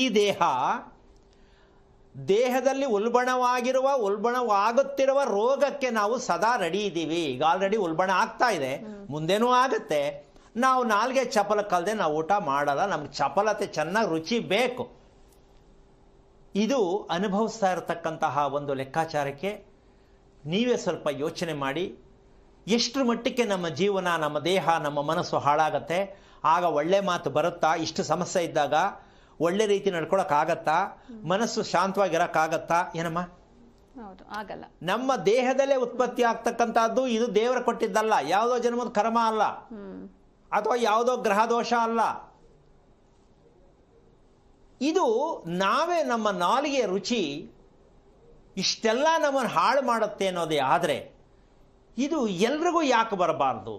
ಕೆಲವರಲ್ಲಿ ಮಾತ್ರ ಯಾಕಿರತ್ತೆ ಅಲ್ವಾ? ಇದಕ್ಕೆ ಇನ್ನೊಂದು ಭಾಗ ಮುಂದಕ್ಕೆ ಹೋಗುತ್ತೆ. ಏನ್ ಕಾರಣ ತಿಳ್ಕೋಬೇಕಲ್ಲ ಇದಕ್ಕೆ ಅಂತಕ್ಕಂಥ ಲೆಕ್ಕಾಚಾರಕ್ಕೆ ಇನ್ನೊಂದು ಭಾಗ ಮುಂದಕ್ಕೆ ಹೋದ್ರೆ ನಾವು ಶ್ರೀಗಂಧ, ಅದು ಕೂಡ ನಾವು ಕೈಯಲ್ಲಿ ಮುಟ್ಟಿದ್ರೆ ಹಚ್ಕೊಂಡ್ರೆ ಎಷ್ಟು ಖುಷಿ ಕೊಡುತ್ತಮ್ಮ, ಅಲ್ವಾ? ಹಾಗೆ ನುಣುಪಾದ ಮೃತಿಕೆ ಅಂದ್ರೆ ಮಣ್ಣು. ಆ ಮೃತುಪ ಅಂದ್ರೆ ನಮ್ಮ ಶ್ರೀಗಂಧದ ಬಣ್ಣ ಹೇಗಿರುತ್ತೋ ಅದೇ ಬಣ್ಣದ ನುಣುಪಾದ ಮಣ್ಣು ನಿಮ್ಮ ಕಟ್ಟಡದ ಒಳಗಡೆ ತುಂಬಲಿಕ್ಕೆ ನಿಮಗೆ ಆಗಿದೆಯಾ ನೋಡ್ಕೊಳ್ಳಿ. ಖಂಡಿತ ಗುರುಜಿ, ಈ ಬಗ್ಗೆ ಮಾತಾಡೋಣ. ಒಬ್ರು ಕಾಲರ್ ಇದ್ದಾರೆ, ಸುನಿಲ್ ಕುಮಾರ್ ಅಂತ, ಮೈಸೂರಿಂದ. ನಮಸ್ತೆ. ನಮಸ್ತೆ ಮೇಡಮ್. ಯಾರ ಬಗ್ಗೆ ಕೇಳಬೇಕಿತ್ತು? ನನ್ನ ಬಗ್ಗೆ ಕೇಳಬೇಕಿತ್ತು ಮ್ಯಾಮ್. ನಿಮ್ ನಕ್ಷತ್ರ ಹೇಳಿ ಸರ್. ನಂದು ಸುನಿಲ್ ಕುಮಾರ್ ಅಂತ ಮ್ಯಾಮ್. ನಂದು ಚಿತ್ತ ನಕ್ಷತ್ರ. ಓಕೆ, ಗುರುಜಿ ಇದ್ದಾರೆ, ಮಾತನಾಡಿ ಸರ್. ಹಲೋ, ನಮಸ್ತೆ ಸರ್. ನಾರಾಯಣ, ಹೇಳಿಪ್ಪ, ಏನಾಗ್ಬೇಕು ಸರ್? ನಂದು ಮದುವೆ ಆಗುತ್ತಾ ಹೆಂಗೆ ಏನಂತ ಕೆಲಸ. ಮದುವೆ ಆಗತ್ತಾ? ನಿಮ್ಗೆ ಡೌಟಾ? ಹ್ಯಾಂಡಿಕ್ಯಾಪ್ ಸರ್, ನಾನು ಅದಕ್ಕೆ ಹ್ಯಾಂಡಿಕ್ಯಾಪ್ ಇದ್ದೀನಿ, ಅದಕ್ಕೋಸ್ಕರ. ಅದಕ್ಕ ಎಷ್ಟು ವಯಸ್ಸು? 28 ಸರ್. ಬಟ್ ಈಗ ಮದುವೆ ಆಗತ್ತಾ ಅನ್ನೋದಕ್ಕಿನ್ನ ನನಗೆ ಯಾಕೆ ಹಿಂಗಾಯ್ತು ಅಂತ ತಿಳ್ಕೊಬೇಕಿತ್ತ, ಮದುವೆ ಆಗತ್ತಾ ಅಂತ ತಿಳ್ಕೊಬೇಕಿತ್ತ? ಅಂದ್ರೆ ನನ್ಗೆ ಯಾಕೆ ಇದಾಯ್ತು ಅಂತ.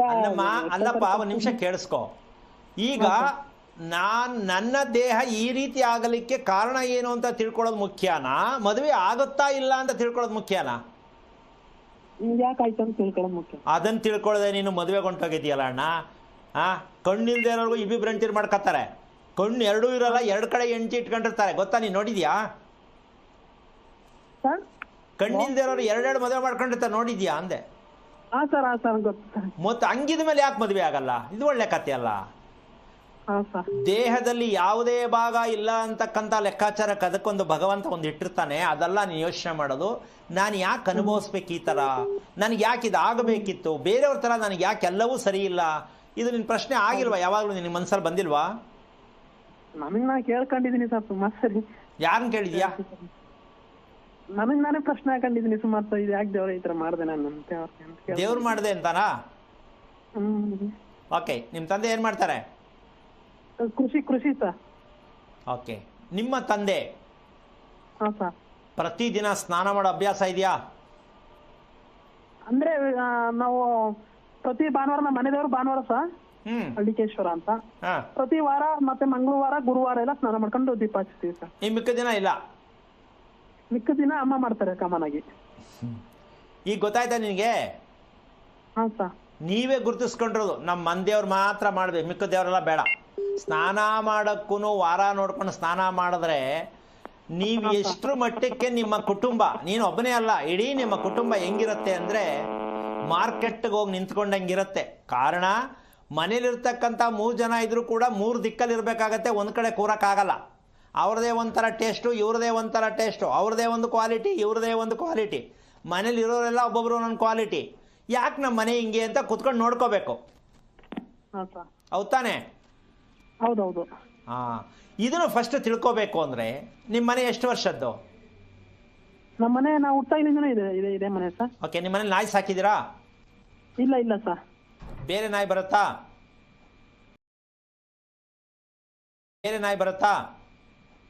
ಇಲ್ಲ. ಯಾವುದು ನಾಯಿ ಮನೆ ಹತ್ರ ಇದೆ ಸರ್, ಬೀದಿ. ಯಾವುದು ನಾಯಿ ಮನೆ ಹತ್ರ ಬರಲ್ವಾ? ಮಾಮೂಲಿ ಬೀದಿಲಿರೋ ನಾಯಿ ಬಂದೇ ಬರ್ತದೆ ಸರ್ ಮನೆ ಹತ್ರ. ಅದ ನಿಮ್ಮ ಮನೆ ಹತ್ರ ಬರುತ್ತಾನೆ? ಹಾ ಸರ್, ಬರುತ್ತೆ. ಅದಕ್ಕೆ ಯಾರು ಊಟ ಹಾಕೋದು? ಅಂದ್ರೆ ನಮ್ಮ ಮನೆ ಅಕ್ಕಪಕ್ಕ ನಾವು ಹಾಕ್ತಿವಿ, ನಮ್ಮ ಮನೆ ಅಕ್ಕಪಕ್ಕ ಹಾಕ್ತೀರ ಸರ್. ಓಕೆ, ನಿಮ್ಮ ಮನೆ ಬಾಗಿಲಲ್ಲಿ ಮಲಗಲ್ವಾ ನಾಯಿ? ನಮ್ಮ ಮನೆ ಬಾಗಿಲಲ್ಲಿ ಇಲ್ಲ ಮಲಗಲ್ಲ? ಇಲ್ಲ ಸರ್. ಓಕೆ, ರಾತ್ರಿ ಹೊತ್ತು ನಾಯಿ ಅಳೋದು ನಿಮ್ಮ ಕಿವಿಗೆ ಶಬ್ದ ಕೇಳುತ್ತಾ? ಹಾ ಸರ್, ಡೈಲಿ ಹೇಳುತ್ತೆ. ಅವಾಗ ಏನ್ ಅನ್ಸತ್ತೆ ನಿಂಗೆ? ಇದೇನು ಕಾಳಾದ ಇಲ್ಲೇ ಬಂದು ಅಳತ್ತಲ್ಲ ಅಂತ ಅನ್ಸಲ್ವಾ? ಅನ್ಸುತ್ತೆ ಸರ್ ಸುಮಾರು ಸರಿ. ಏನಾದ್ರು ಕೆಟ್ಟದಾಗ್ಬೋದಪ್ಪ ಏನೋ ಅಂತ ಅನ್ಸುತ್ತೆ. ಕೆಟ್ಟದ್ದು ಆಗ್ಬೇಕಲ್ಲ, ಆಗೋಗುತ್ತಲ್ಲೋ ಮನೇಲಿ ಏನಾದ್ರು ಆಗ್ಬಿಡತ್ತಾನೋ ಭಯ ತೋರ್ಸತ್ತದು. ಹೌದು ಸರ್.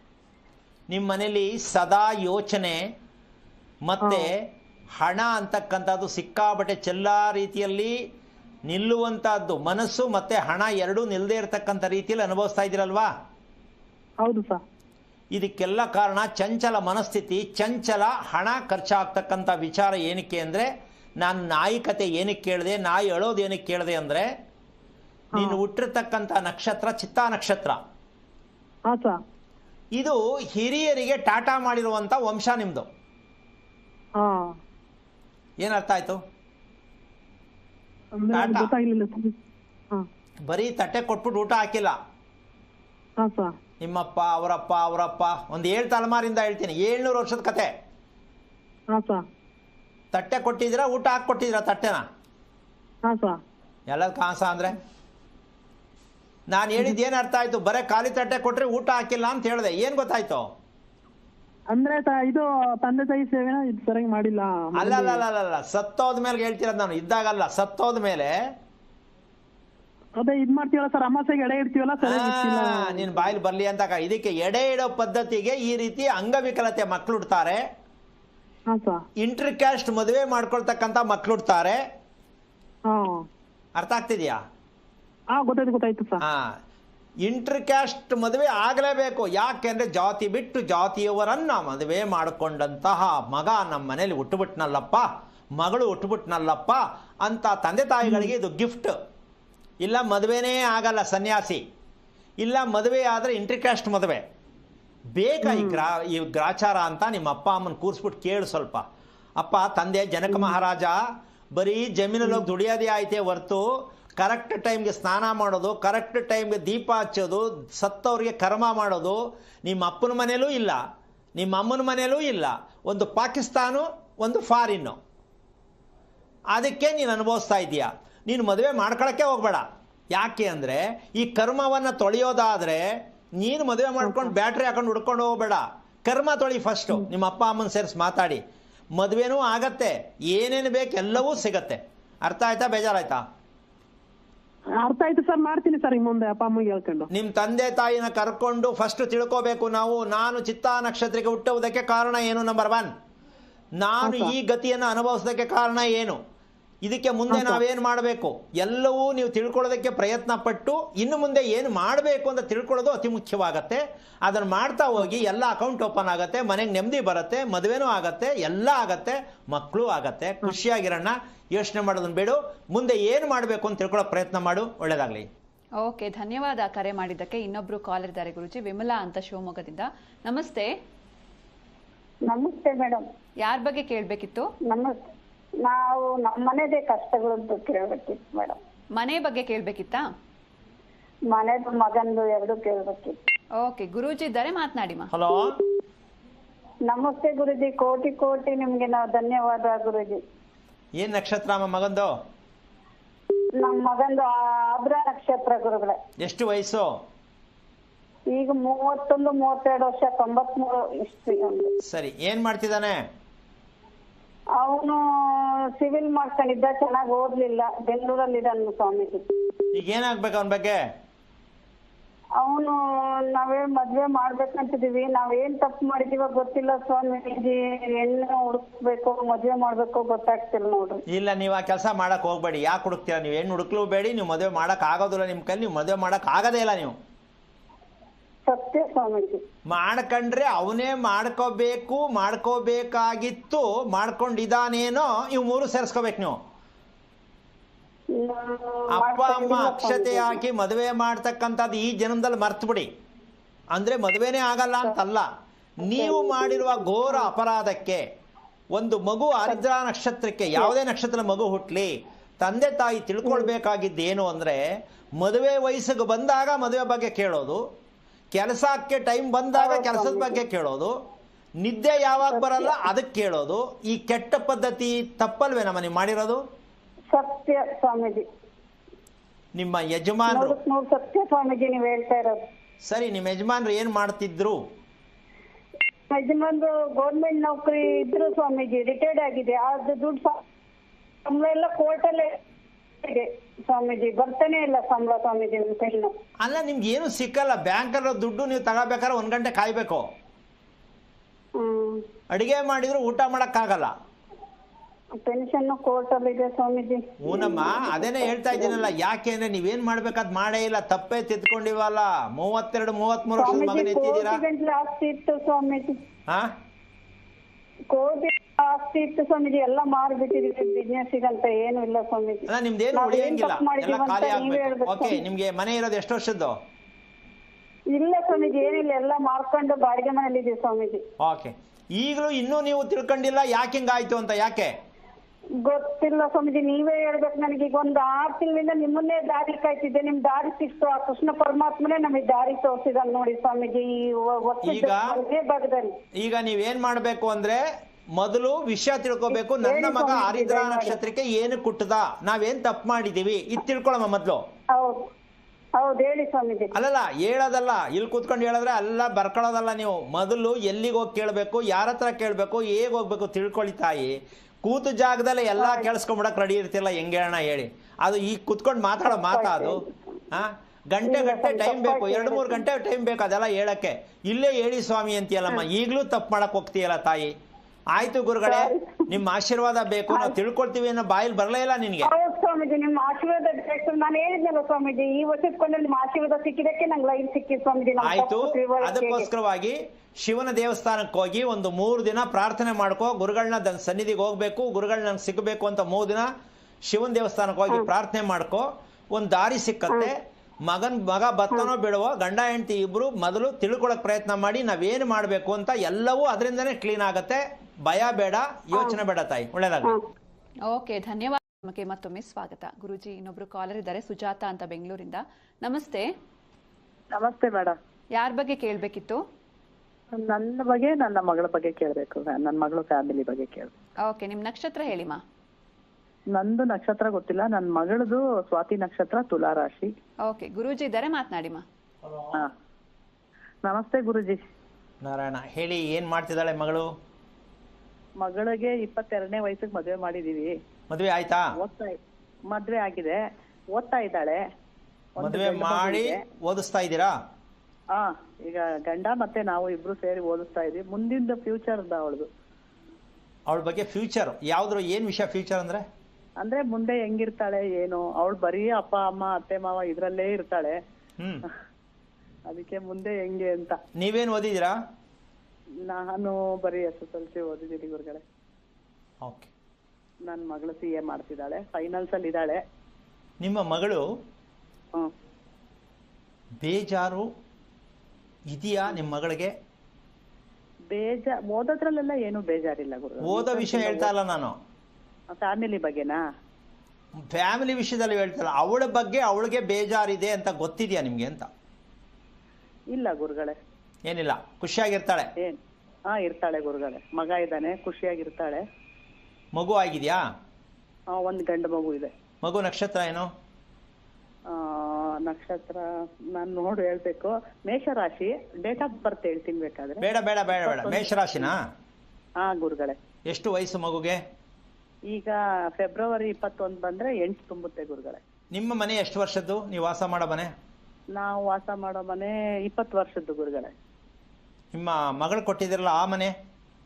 ಆ ಮನೆನೂ ಸೇಮ್ ನಮ್ಮ ಇದ್ರ ತರನೇ 20 ವರ್ಷದ ಮನೆ. ಓಕೆ. ನಿಮ್ಮ ಅಳಿಯ ಎಷ್ಟನೇವರು, ಮನೆಗೆ ಎಷ್ಟನೇವರು? ನನ್ಗಿರೋದೇ ಒಬ್ಳೆ ಮಗಳು ಗುರುಗಳೇ. ಅವ್ರ ಮನೇಲಿ ತಂಗಿ ಒಬ್ಳಿದಾಳೆ, ಅವರು ಒಬ್ರೆ. ಓಕೆ. ಅವ್ರು ರಾಕೇಶ್ ಅಂತ. ಮದುವೆ ಯಾವ ವಾರ ಮಾಡಿದ್ರಿ? ಬುಧವಾರ ಗುರುವಾರ ಮಾಡಿದ್ವಿ ಗುರುಗಳೇ. ಓಕೆ. ನಿಮ್ಮ ಯಜಮಾನ್ ಏನ್ ಕೆಲಸ ಮಾಡೋದು? ನಮ್ಮ ಯಜಮಾನ್ರು ಪೊಲೀಸ್ ಡಿಪಾರ್ಟ್ಮೆಂಟ್ ಅಲ್ಲಿ ಇದ್ರು, ತೀರ್ಕೊಂಡ್ರು ಗುರುಗಳೇ. ಎಷ್ಟು ವರ್ಷ ಆಯ್ತು? ಡಿಸೆಂಬರ್ 5ನೇ ತಾರೀಕು, ಮೊನ್ನೆ ಡಿಸೆಂಬರ್ 5ಕ್ಕೆ 1 ವರ್ಷ ಆಯ್ತು ಗುರುಗಳೇ. ಏನಾಗಿತ್ತು? ಅವ್ರಿಗೆ ಪೊಲೀಸ್ ಡಿಪಾರ್ಟ್ಮೆಂಟ್ ಅಲ್ಲಿ ಇದ್ರು, ಪೊಲ್ಯೂಷನ್ ಹಂಗಾಗಿ ಹಾರ್ಟ್ದು ಒಂಚೂರು ಪ್ರಾಬ್ಲಮ್ ಆಯ್ತು, BP ಲೋ ಆಗಿ. ಎಲ್ಲಿ ಪ್ರಾಣವಾಗಿದ್ದು? ಹಾಸ್ಪಿಟ್ಲಾ ಮನೇನಾ? ಹಾಸ್ಪಿಟ್ಲೇ ಗುರುಗಳೇ. ಆ ಪ್ರಾಣ ಹೋದಾಗ ಯಾರಿದ್ರು ಹತ್ರದಲ್ಲಿ? ನಾವೆಲ್ಲರೂ ಇದ್ವಿ. BP ಲೋ ಆಯ್ತಲ್ಲ, ರಾತ್ರಿ 1:30 ಗಂಟೆಲಿ BP ಲೋ ಆಯ್ತು ಗುರುಗಳೇ. ಚೆನ್ನಾಗೇ ಆಗಿದ್ರು, ಅಂದ್ರೆ ಡಿಸ್ಚಾರ್ಜ್ ಮಾಡ್ತೀವಿ ಅಂತ ಹೇಳಿ BP ಲೋ ಆಯ್ತು ಅಂತ ಅನ್ಬಿಟ್ಟು ಡೆತ್ ಆದ್ರು ಗುರುಗಳೇ. ಅಂದ್ರೆ ಅವ್ರಿಗೆ ಹೆಲ್ತ್ ಪ್ರಾಬ್ಲಮ್ ತುಂಬಾ ವರ್ಷದಿಂದ ಇತ್ತು, ಹಾರ್ಟ್ ಪ್ರಾಬ್ಲಮ್ ಇತ್ತು. ಅಲ್ಲ, ನಾನು ಇನ್ನೊಂದ್ಸಲ ಹೇಳ್ತೀನಿ ಕೇಳಿಸ್ಕೊಳ್ಳಿ. ಪ್ರಾಣ ಹೋದಾದ್ಮೇಲೆ ನಿಮ್ಗೆ ವಿಷಯ ಗೊತ್ತಾಯ್ತಾ? ಪ್ರಾಣ ಹೋಗಕ್ ಮುಂಚೆ ನೀವು ಹತ್ರ ಇದ್ರಾ ಅಂತ ಕೇಳ್ತೀನಿ. ಇಲ್ಲ ಗುರುಗಳೇ, ನಾವು ಪ್ರಾಣ ಹೋಗುವಾಗ ನಾವ್ ಹತ್ರ ಯಾರು ಇರ್ಲಿಲ್ಲ. ಸೊ ಈಗ ಅದ್ರ ಅರ್ಥ ಏನಾದ್ರು ಗೊತ್ತಾಗಿದ್ಯಾ ನಿಮ್ಗೆ? ಇಲ್ಲ ಗುರುಗಳೇ. ದುರ್ಮರಣ ಅಂತಾರೆ ಇದಕ್ಕೆ ಹೆಸರು. ಏನು? ದುರ್ಮರಣ. ಪ್ರಾಣ ಹೋಗುವ ಸಮಯದಲ್ಲಿ ಸಂಬಂಧಿಕರು ಹತ್ತಿರವಿಲ್ಲದಾಗ ವಾಸಸ್ಥಾನವನ್ನ ಬಿಟ್ಟು ಹಾಸ್ಪಿಟ್ಲಲ್ಲಿ, ರಸ್ತೆಯಲ್ಲಿ ಯಾರು ಪ್ರಾಣ ಹೋಗುತ್ತೋ ಇದು ದುರ್ಮರಣ ಅಂತಾರೆ. ಈ ಸತ್ಯವನ್ನ ನೀವು ತಿಳ್ಕೊಳ್ಳದೆ ನಿಮ್ಮ ಯಜಮಾನರು ನಡೆದು ಬಂದ ದಾರಿ ಅಂದ್ರೆ ಒಂದು ಧರ್ಮ, ಸಮಯಕ್ಕೆ ಸರಿಯಾಗಿ ನಡ್ಕೋಬೇಕು, ನಾವು ಸಮಯನ ಸರಿಯಾಗಿ ಪಾಲನೆ ಮಾಡಬೇಕು, ಊಟದಲ್ಲಿ, ಮಲಗೋದ್ರಲ್ಲಿ, ಪ್ರತಿಯೊಂದರಲ್ಲೂ. ಈ ಅಭ್ಯಾಸ ನಿಮ್ಮ ಯಜಮಾನರಲ್ಲಿ ಇತ್ತ? ಅಂದ್ರೆ ಅವ್ರಿಗೆ ಕೆಟ್ಟ ಅಭ್ಯಾಸ ಏನು ಇರ್ಲಿಲ್ಲ. ಕೆಟ್ಟ ಅಭ್ಯಾಸ ಅಲ್ಲಪ್ಪ, ಸಮಯಕ್ಕೆ ಸರಿಯಾಗಿ ಮಲಗೋದು, ಸಮಯಕ್ಕೆ ಸರಿಯಾಗಿ ಬೆಳಗ್ಗೆ ಏಳೋದು ಅಭ್ಯಾಸ ಕರೆಕ್ಟ್ ಇತ್ತ ಅಂತ ಕೇಳ್ತೀನಿ. ಅದಿತ್ತು. ಅಂದ್ರೆ ಊಟದಲ್ಲೆಲ್ಲ ಒಂಚೂರು ಡಿಸಿಪ್ಲಿನ್ ಇರ್ಲಿಲ್ಲ, ಮಲಗೋದು ಎದ್ದೇಳೋದೆಲ್ಲ ಇತ್ತು. ಅಂದ್ರೆ ಸ್ವಲ್ಪ ಶುಗರ್ ಇದೀನಿ ತಿನ್ಬೇಡಿ ಅಂದ್ರೆ ಅದೇ ತಿನ್ನೋರು. ಅಂದ್ರೆ ಸ್ವಲ್ಪ ತುಂಬಾ ಧೈರ್ಯವಂತ, ಧೈರ್ಯ ಜಾಸ್ತಿ. ನಾನು ಹೇಳೋದು ನೀವು ನಾನು ಧೈರ್ಯ ಹೇಳ್ತಾ ಇಲ್ಲ. ರಾತ್ರಿ ಊಟ ಮಾಡುವಂತ ಅಭ್ಯಾಸ ಇದ್ದಿದ್ದು, ರಾತ್ರಿನೇ ಊಟ ಮಾಡ್ತಿದ್ದವ್ರು, ಹೌದಾ? ಮಾಡ್ತಿದ್ರು. ಎಷ್ಟೊತ್ತಿಗೆ? 8 ಗಂಟೆ, 8:30, 9 ಗಂಟೆ ಒಳಗೆ ಊಟ ಮಾಡ್ತಿದ್ರು. ಮಲಗೋದು ಎಷ್ಟೊತ್ತಿಗೆ? ಅಷ್ಟೇ 9-9:30 ಮಲಗ್ ಬಿಡ್ತಿದ್ರು ಗುರುಗಳೇ. ನೋಡಿ, ಮನುಷ್ಯನಿಗೆ ಆರೋಗ್ಯ ಚೆನ್ನಾಗಿರ್ಬೇಕು, ನೆಮ್ಮದಿ ಬೇಕು ಅಂದ್ರೆ ಊಟದ ಬಗ್ಗೆ ತಿಳ್ಕೊಂಡಿರ್ಬೇಕು, ಹೌದಾ? ಹೌದು ಗುರುಗಳೇ. ಊಟ ಮಾಡಿ ಅರ್ಧ ಗಂಟೆಗೆ ಮಲಗ್ತಾರೆ ಅಂದ್ರೆ ದೇಹ ಏನಾಗಿರ್ಬೇಡ, ಯಾಕೆ BP ಶುಗರ್ ಬರಲ್ಲ, ಯಾಕೆ ಹಾರ್ಟ್ ಅಟ್ಯಾಕ್ ಆಗಲ್ಲ, ಸ್ವಲ್ಪ ಯೋಚನೆ ಮಾಡಿ. ಹೌದು ಗುರುಗಳೇ. ಇಂತಹ ದೇಹದಲ್ಲಿ ಬಂದಂತಹ ಶಕ್ತಿದಾಯಕವಾದ ನಿಮ್ಮ ಮಗಳು ಹುಟ್ಟಿದಾಳೆ, ಅವಳಿಗೆ ಹೊಟ್ಟೆನೇ ಚೆನ್ನಾಗಿಲ್ಲ. ಅವು ಗೊತ್ತಿದೆಯಾ ಇಲ್ವಾ ನಿಮ್ಮ ಮಗಳು ವಿಚಾರದಲ್ಲಿ? ಏನು ಅದೇ ಏನು ಅಂತದಿಲ್ಲ, ಅದೇ ಗ್ಯಾಸ್ಟ್ರಿಕ್ ಇರ್ಬೋದು ಅಷ್ಟೇ. ಒಂದ್ ನಿಮಿಷ, ನೀವ್ ಅನ್ಕೊಂಡ್ರೆ ಸುಲಭ ಅಲ್ಲ. ಸುಲಭ ಅಲ್ಲ. ಹೊಟ್ಟೆ ಬಗ್ಗೆ ಎಷ್ಟು ಹಿಂಸೆ ಪಡ್ತಾ ಇದ್ದಾಳೆ ಅಂತ ಸ್ವಲ್ಪ ಕೇಳಿ ನೋಡಿ, ಮಗಳು ಗೊತ್ತಾಗತ್ತೆ. ಆಮೇಲೆ ಹೇಳ್ತಿದ್ರ ನೀವು ಸ್ವಲ್ಪ ಗ್ಯಾಸ್ಟ್ರಿಕ್ ಸಾಕಲ್ವ ಮನುಷ್ಯನಿಗೆ, ಅದೇ ಪಾಯ್ಸನ್ ಸಾಕು. ಹೌದು ಗುರುಗಳೇ.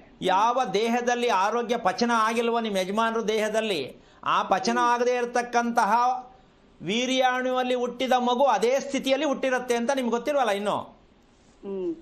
ಆರೋಗ್ಯನೇ ಚೆನ್ನಾಗಿಲ್ಲ ಅಂದಮೇಲೆ ಫ್ಯೂಚರ್ ತಗೊಂಡು ಏನ್ ಮಾಡ್ತೀರಾ ನೀವು? ಇದೇ ಫ್ಯೂಚರ್. ಆದ್ರೆ ನಮ್ ಜನ ಶಾಸ್ತ್ರ ಕೇಳೋದು ಇನ್ನೂ ಬಿಟ್ಟಿಲ್ಲ. ಫ್ಯೂಚರ್ ಹೆಂಗದೆ ನೋಡಿ, ಯಾವನ್ ಹೇಳಕ್ಕಿದ್ದಾನ್ರಿ ಫ್ಯೂಚರ್ನ? ಇದನ್ನ ಕೇಳೋ ಸರಿನಾ, ಅವ್ರು ಹೇಳೋ ಸರಿನಾ? ಸ್ವಲ್ಪ ಯೋಚನೆ ಮಾಡಿ, ಎಲ್ಲಿದೆ ಫ್ಯೂಚರ್? ಆರೋಗ್ಯ ಚೆನ್ನಾಗಿದ್ರೆ ಅದೇ ತಾನೇ ಫ್ಯೂಚರ್. ನಿಮ್ ಮಗಳಿಗೆ ಮದುವೆ ಮಾಡಿದ್ದೀರಾ, ಈಗ ಹುಟ್ಟಿರುವ ಮಗುಗೆ ಊಟ ತಿನ್ನಿಸ್ಬೇಕಾದ ಎಷ್ಟು ಸರ್ಕಸ್ ಮಾಡ್ಬೇಕು ಗೊತ್ತಾ? ಏನಿಲ್ಲ ಗುರುಗಳೇ, ಚೆನ್ನಾಗಿ ಊಟ ಎಲ್ಲ ಮಾಡ್ತಾನೆ. ಒಂದ್ ನಿಮಿಷ, ನೀವು ಏನ್ ತಿಳ್ಕೊಂಡಿದ್ದೀರಾ ಅಂದ್ರೆ ಊಟ ಮಾಡೋದು, ಮಲಗೋದು ಇದಿಷ್ಟು ಚೆನ್ನಾಗಿ ಅಂತ ತಿಳ್ಕೊಂಡಿದ್ದೀರಾ. ಮಗು ಊಟ ತಿಂತಕ್ಕಂಥ ವಿಚಾರದಲ್ಲಿ ಆ ಮಗುಗೆ ಎಷ್ಟೊಂದು ಒತ್ತಡದಲ್ಲಿ ತಿಂತಕ್ಕಂಥ ಅಭ್ಯಾಸ. ಮಗು ಎಷ್ಟು ವಯಸ್ಸು? ಈಗ ಫೆಬ್ರವರಿ 21 ಬಂದ್ರೆ 8 ತುಂಬುತ್ತೆ. ಈಗ ಅವ್ನು ತಿಂತಕ್ಕಂಥ ಸ್ವಲ್ಪ ಗಮನಿಸ್ ನೋಡಿ, ಅಗಿತಾ ಇರತಕ್ಕಂತ ರೀತಿ ಚೆನ್ನಾಗಿದೆ ಅಂತ ಸ್ವಲ್ಪ ದಯವಿಟ್ಟು ನೋಡಿ. ನಿಮ್ಮ ಮಗನ ಸ್ವಲ್ಪ ಊಟ ಮಾಡೋ ಗಮನಿಸಿ, ನಿಮ್ಮ ಮಗನ ಗಮನಿಸ್ಬೇಕು ಗುರುಗಳೇ. ಮತ್ತೆ ಇದನ್ನೇ ತಿಳ್ಕೊಂಡಿರೋದು, ಅಜ್ಜಿ ಆಗಿದ್ದೀರಾ ನೀವು. ಅಲ್ಲ, ಇದು ತಿನ್ಸಕ್ಕೆ ಅಗಿಬೇಕು ಅಂತ ಹೇಳ್ಕೊಡ್ತೀವಿ. ಇದು ಸೈಂಟಿಫಿಕ್ ಆಗಿ ಏನೇನಿದೆಯೋ ಅದನ್ನ ಹೇಳ್ಕೊಡ್ತೀವಿ. ಸಾಧ್ಯ ಆಗಿಲ್ವಲ್ಲ ಇನ್ನು ಮಗುಗೆ, ಯಾಕೆಂದ್ರೆ ಮೇಷರಾಶಿಯಲ್ಲಿ ಹುಟ್ಟಿರೋದು ಮಗು. ಅದು ಹಾ ಮಗು ಹೇಳ್ದಂಗೆ ನಾವು ಕೇಳಬೇಕು, ನಾವು ಹೇಳ್ದಂಗೆ ಮಗು ಕೇಳಲ್ಲ. ಹೌದು. ಇದು ತಿಳ್ಕೊಳ್ಳಿ. ಫಸ್ಟ್ 8 ವರ್ಷ ಬೆಳೆಸ್ಬಿಟ್ರಿ, ಮಗುವು ನಿಮ್ಮ ಮಗಳಿಗೆ ತಿಳ್ಕೊಳ್ದೆ ಮದುವೆ ಮಾಡಿದ್ರಿ. ಆಮೇಲೆ ಮಗು ಬಂದ್ಮೇಲೆ ಮಗುನು ಹಂಗೆ ಬೆಳೆಸ್ತಾ ಇದ್ದೀರಾ.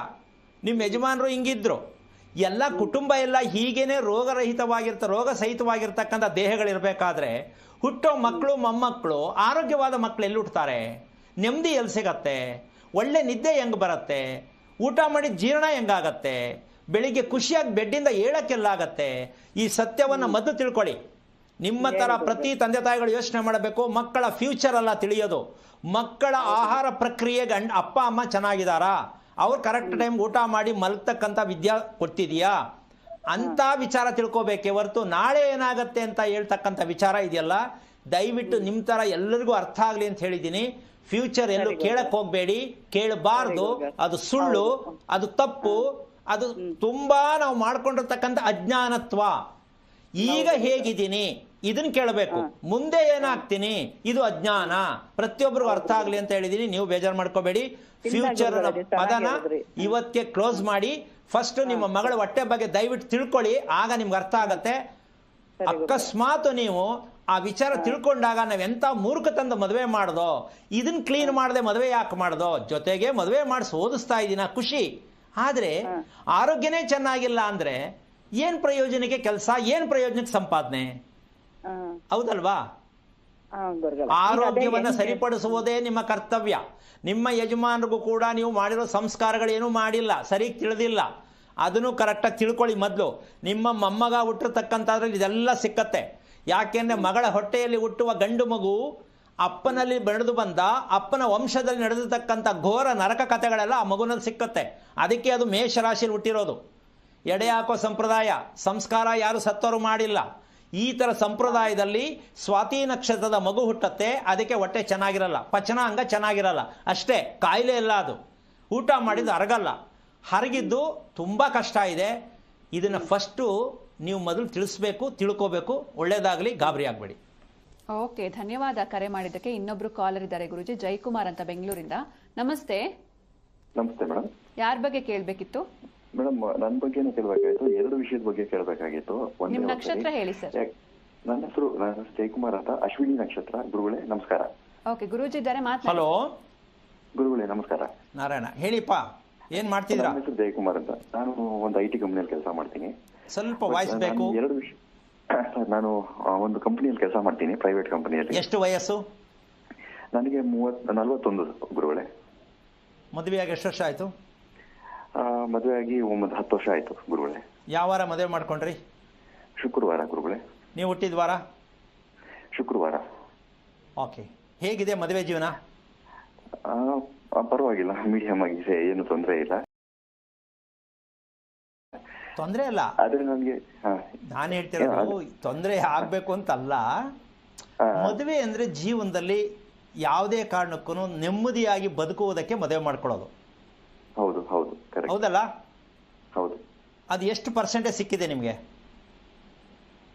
ಎಲ್ಲರ ಜೀವನದಲ್ಲಿ ಹೆಂಗ್ ನಡೀತಾ ಹಾಗೆ ಇದೆ. ನನ್ಗೊಂದು 70-80% ಪರವಾಗಿಲ್ಲ, ಏನ್ ತೊಂದರೆ ಇಲ್ಲ. ಓಕೆ, ಇವಾಗ ನಿಮ್ಗೆ ಏನ್ ಬೇಕಾಗಿದೆ ವಿಷಯ? ನಮ್ಮ ತಂದೆ ಅವರು ಇದ್ದಕ್ಕಿದ್ದಂಗೆ ಮರಣ ಒಂದು 2 ವರ್ಷ 3 ವರ್ಷದಿಂದ. ಅವರು 71, ತುಂಬಾ ಚೆನ್ನಾಗಿದ್ರು, ತುಂಬಾ ಆರೋಗ್ಯವಾಗಿದ್ರು. ಇವತ್ತಿಗೂ ನನಗೆ ಅದೊಂಥರ ಮಿಸ್ಟ್ರಿ, ಅದೇನು ಗೊತ್ತಾಗ್ತಾ ಇಲ್ಲ, ಯಾಕೆ ಹಾಗೆ ಇದ್ದಕ್ಕಿದ್ದಂಗೆ ಅವ್ರು ಹೋದ್ರು. ಅವರು ಚಿತ್ತಾ ನಕ್ಷತ್ರ, ಕನ್ಯಾ ರಾಶಿ. ಹೌದು. ಮತ್ತೆ ಅವ್ರು ಆದ್ಮೇಲೆ 1 ವರ್ಷಕ್ಕೆ ಇವನು ನನ್ನ ಮಗ ಹುಟ್ಟದ. ಯಾರು ನಿಮ್ಮ ಮಗನ? ನನಗೆ ಮಗ ಆಯ್ತು, ಅಂದ್ರೆ 9 ವರ್ಷಕ್ಕೆ 8 ವರ್ಷ. ಅವನ ನಕ್ಷತ್ರ ಏನು? ಅವನ ನಕ್ಷತ್ರ? ಅವನದು ರೇವತಿ ನಕ್ಷತ್ರ. ಓಕೆ, ನೀವು ವಾಸ ಮಾಡೋವನ ಎಷ್ಟು ವರ್ಷದ್ದು? ಇದು 2-3 ವರ್ಷ ಆಯ್ತು ಕಟ್ಟಿ. 2-3 ವರ್ಷನಾ? ಹಾ. ಓಕೆ, ರಸ್ತೆ ಯಾವುದು ಮನೆಗೆ? ಸರ್ ಇದು ಬಾಗ್ಲ. ಹಾ, ಗುರುಳೆ. ನಿಮ್ಮ ಮನೆಗೆ ರಸ್ತೆ ಮೇನ್ ರೋಡ್ ಇರ್ತಕ್ಕಂಥದ್ದು? ಪಶ್ಚಿಮಕ್ಕಿದೆ ರಸ್ತೆ. ಓಕೆ, ಪಶ್ಚಿಮದಲ್ಲಿ ನೀವು ಕಾಂಪೌಂಡ್ ಹಾಕಿದ್ದೀರಾ? ಹಾ, ಕಾಂಪೌಂಡ್ ಇದೆ, ಗೇಟ್ ಇದೆ. ಜಾಗ ಎಷ್ಟಿದೆ? 30-50. ಅಲ್ಲಪ್ಪ, ಕಾಂಪೌಂಡ್ ಒಳಗಡೆ ಜಾಗ ಎಷ್ಟಿದೆ? ಕಾಂಪೌಂಡ್ ಒಳಗಡೆ ಒಂದು 16 ಅಡಿ ಜಾಗ ಇದೆ, ಕಾಂಪೌಂಡ್ ಇಂದ ಗೋಡೆಗೆ, ಮನೆ ಗೋಡೆಗೆ. ಓಕೆ, ಪೂರ್ವಕ್ಕೆ ಬಂದ್ರೆ? ಪೂರ್ವಕ್ಕೆ ಬಂದ್ರೆ ಒಂದು ಹಿಂದ್ಗಡೆಗೆ ಫುಲ್ ಓಪನ್ ಇದೆ, ಒಂದು 7-8 ಅಡಿ ಜಾಗ ಇದೆ, ಕಾಂಪೌಂಡ್ ಇದೆ. ಆಮೇಲೆ ಅಲ್ಲಿ ಕಾಂಪೌಂಡ್ ಹಾಕಿಲ್ವಾ? ಕಾಂಪೌಂಡ್ ಇದೆ. ಓಕೆ. ಈಗ ನೀವು ಸ್ವಲ್ಪ ಯೋಚನೆ ಮಾಡಿ, ಹಾ. ನೀವು ಅದನ್ನು ಹಿಂದೆ ಅಂತಿದ್ದೀರಾ. ಹಾ. ಸೂರ್ಯ ಹುಟ್ಟೋದಲ್ಲೇ ತಾನೇ? ಹೌದು. ಈಗ ಅದನ್ನ ಏನು ಹೇಳಬೇಕು? ಅದು ಪೂರ್ವ ಸೂರ್ಯ ಹುಟ್ಟೋದು ಅಲ್ಲೇ ಆದ್ಮೇಲೆ ಅದನ್ನ ಹೇಳ್ಬೇಕು, ಹಿಂದೆ ಹೇಳ್ಬೇಕಾ ಮುಂದೆ ಹೇಳ್ಬೇಕಾ? ಮುಂದೆ ಹೇಳ್ಬೇಕು. ನೀವೇನು ಹೇಳಿದ್ರಿ? ಹಿಂದೆ ಅಂತ ಹೇಳಿದೆ ನಾನಂದ್ರೆ ಕರೆಕ್ಟ್. ಸ್ವಲ್ಪ ಯೋಚನೆ ಮಾಡಿ. ಹೌದಾ? ಹೌದು ಹೌದು. ಎರಡನೇ ವಿಷಯಕ್ಕೆ ಬರ್ತೀನಿ. ಹಾ. ಸೂರ್ಯ ಹುಟ್ಟೋ ಕಡೆಗೆ ಅಭಿವೃದ್ಧಿ, ನೆಮ್ಮದಿ, ಖುಷಿ, ಮನೇಲೆಲ್ಲ ಒಗ್ಗಟ್ಟಾಗಿ ಸೌಮ್ಯವಾಗಿರ್ತಕ್ಕಂಥದ್ದು ಪೂರ್ವದಲ್ಲೇ ಸೂರ್ಯನ ಬೆಳಕು ಇಂದ ಎಲ್ಲ ಮನೆಗೆ ಭೂ ಅಭಿವೃದ್ಧಿ ಅಂತ ಹೇಳ್ತೀವಿ. ಓಕೆ. ಈಗ ನೀವು ಅಲ್ಲಿ ಬಿಟ್ಟಿರೋ 7-8 ಅಡಿ ಜಾಗ ಪಶ್ಚಿಮದಲ್ಲಿರ್ತಕ್ಕಂಥ ಶನೇಶ್ವರ ಸ್ವಾಮಿ, ಸರಿ. ಅಲ್ಲಿ 16 ಅಡಿ ಬಿಟ್ಟಿದೆ. ಹೌದು. ಯಾವ್ದು ಎಲ್ಲಿರ್ಬೇಕಿತ್ತು, ಯಾವ್ದು ಇರ್ಬೇಕಿತ್ತು ಗೊತ್ತಾಯ್ತಾ ಈಗ? ಹಾ ಗೊತ್ತಾಯ್ತು. ಅದು ಪಾರ್ಕಿಂಗ್ ಗುರುಗಳೇ. ಈಗ ನಮ್ಗೆ ಅಲ್ಲ, ಒಂದ್ ನಿಮಿಷ. ನೀವು ಇದೇ ನಮ್ಮ ಮನುಷ್ಯರು ಮಾಡ್ಕೊಳ್ತಾ ಇರೋದು. ನಿಮ್ ಇಷ್ಟದಂಗೆಲ್ಲ ಮನೆ ಕಟ್ಟಕ್ಕೆ ಎಲ್ಲೂ ಅಧಿಕಾರ ಇಲ್ಲ. ಹಾ ಹಾ ಓಕೆ. ನಿಮ್ಮ ಮನಸ್ಸಿನ ಅಭಿಲಾಷೆ ಅಂತ ಮನೆ ಕಟ್ಕೊಂಡ್ರೆ ಹಿಂಗ್ ಜನ ಹಾಳಾಗ್ತಾ ಇರೋದು. ಹಾ ಸರಿ ಸರಿ. ನಾನು ಹೇಳ್ತಿರೋದು ಪಶ್ಚಿಮದ ರಸ್ತೆ ಎಷ್ಟಡಿ ಇದೀಪ? ರಸ್ತೆ ಎಷ್ಟಿದೆ? ರಸ್ತೆ ಅದು 30 ಫೀಟ್ ಇದೆ. 30 ಅಡಿ ರಸ್ತೆಗೆ ನೀವು 16 ಅಡಿ ಬಿಟ್ರೆ ಎಷ್ಟಾಯ್ತು? 46 ಅಡಿ. 46 ಅಡಿ ನಿಮ್ಗೆ ಕಂಪ್ಲೀಟ್ ಆಗಿ ರಸ್ತೆ ನಿಮ್ಮ ಮನೆಗೆ ಅಪ್ಲೈ ಆಗತ್ತೆ. ಹೌದಾ? ಹೌದು ಹೌದು. 46 ಅಡಿ ಇಲ್ಲಿದ್ರೆ ಮುಂದ್ಗಡೆ 50 ಅಡಿ ಇರಬೇಕು. ಇದು ಶಾಸ್ತ್ರದ ಮನೆ. ಎಲ್ಲಿದೆ ಅಲ್ಲಿ? ಇಲ್ಲ. ಇಲ್ಲ. ಈಗ ನಿಮ್ಮ ಮನೆಯಲ್ಲಿ ತಲೆ ಮೇಲೆ ಕೈ ಹೊತ್ಕೊಂಡು ಯೋಚನೆ ಮಾಡ್ತಕ್ಕಂತಹ ಮನೆಯನ್ನ ಕಟ್ಕೊಂಡಿದ್ದೀರಾ. ಓಕೆ. ಯಾಕೆ ಹಿಂಗಾಯ್ತು, ಏನಕ್ಕೆ ಹಿಂಗಾಯ್ತು, ಭಯವನ್ನ ಉಂಟು ಮಾಡಿಸುತ್ತೆ. ಏನೂ ಆಗಲ್ಲ, ಬರೀ ಭಯ. ಏನಾಗ್ಬೋದು, ಇದೇನಾಗ್ಬೋದು, ಇದ್ಯಾಕೆ ಹಿಂಗಾಯ್ತು, ಈ ಭಯವನ್ನ ಮಾಡ್ಕೊಳ್ಳೋಕ್ಕೆ ಮನೆ ಕಟ್ಟಬೇಕಾ? ಸ್ವಲ್ಪ ಯೋಚನೆ ಮಾಡಿ. ಹೌದು ಕರೆಕ್ಟ್, ನೀವು ಸರಿ ಇದೆ. ಅದೇ ನಮ್ಮ ತಂದೆಯವರು ಮನೆ ಕಟ್ಟೋದು 1 ವರ್ಷಕ್ಕೆ ಅವರು ಇಲ್ಲ ಪ್ರಾಬ್ಲಮ್ ಆಯ್ತು ಅವ್ರಿಗೂ. ನಾನು ಹೇಳಿದ್ನಲ್ಲ ಈಗ ಇಷ್ಟೊತ್ತರೆಗೂ, ಅದಕ್ಕೆ ಕತೆ ಹೇಳಿದ್ದು ನಾನು. ಹಾ ಓಕೆ. ಒಂದು, ಈಗ ನಿಮಗೆ ಮಗು ಹುಟ್ಟಿರ್ತಕ್ಕಂಥದ್ದು ರೇವತಿ ನಕ್ಷತ್ರ. ಹೌದು. ಆ ಮನೆ ಪ್ರಾರಂಭ ಮಾಡಿದಾಗ ಇವತ್ತಿನವರೆಗೂ ಅಲ್ಲಿ ಹಾವನ್ನ ನೋಡಿದ್ದು ಯಾವಾಗಾರು ನೆನಪಿದೆಯಾ ನಿಮಗೆ?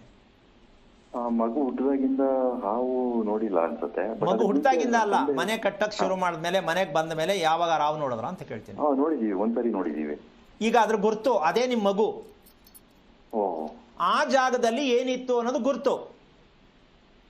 ನೀವು ಮನೆ ಕಟ್ಟಿರುವ ಜಾಗದಲ್ಲಿ ಏನಿತ್ತು ಅದನ್ನ ತಿಳಿಯದೆ ಕಟ್ಟಿರ್ತಕ್ಕಂಥ ಮನೆಗೆ ರೇವತಿ ನಕ್ಷತ್ರ ಮಗು ಬಂತು.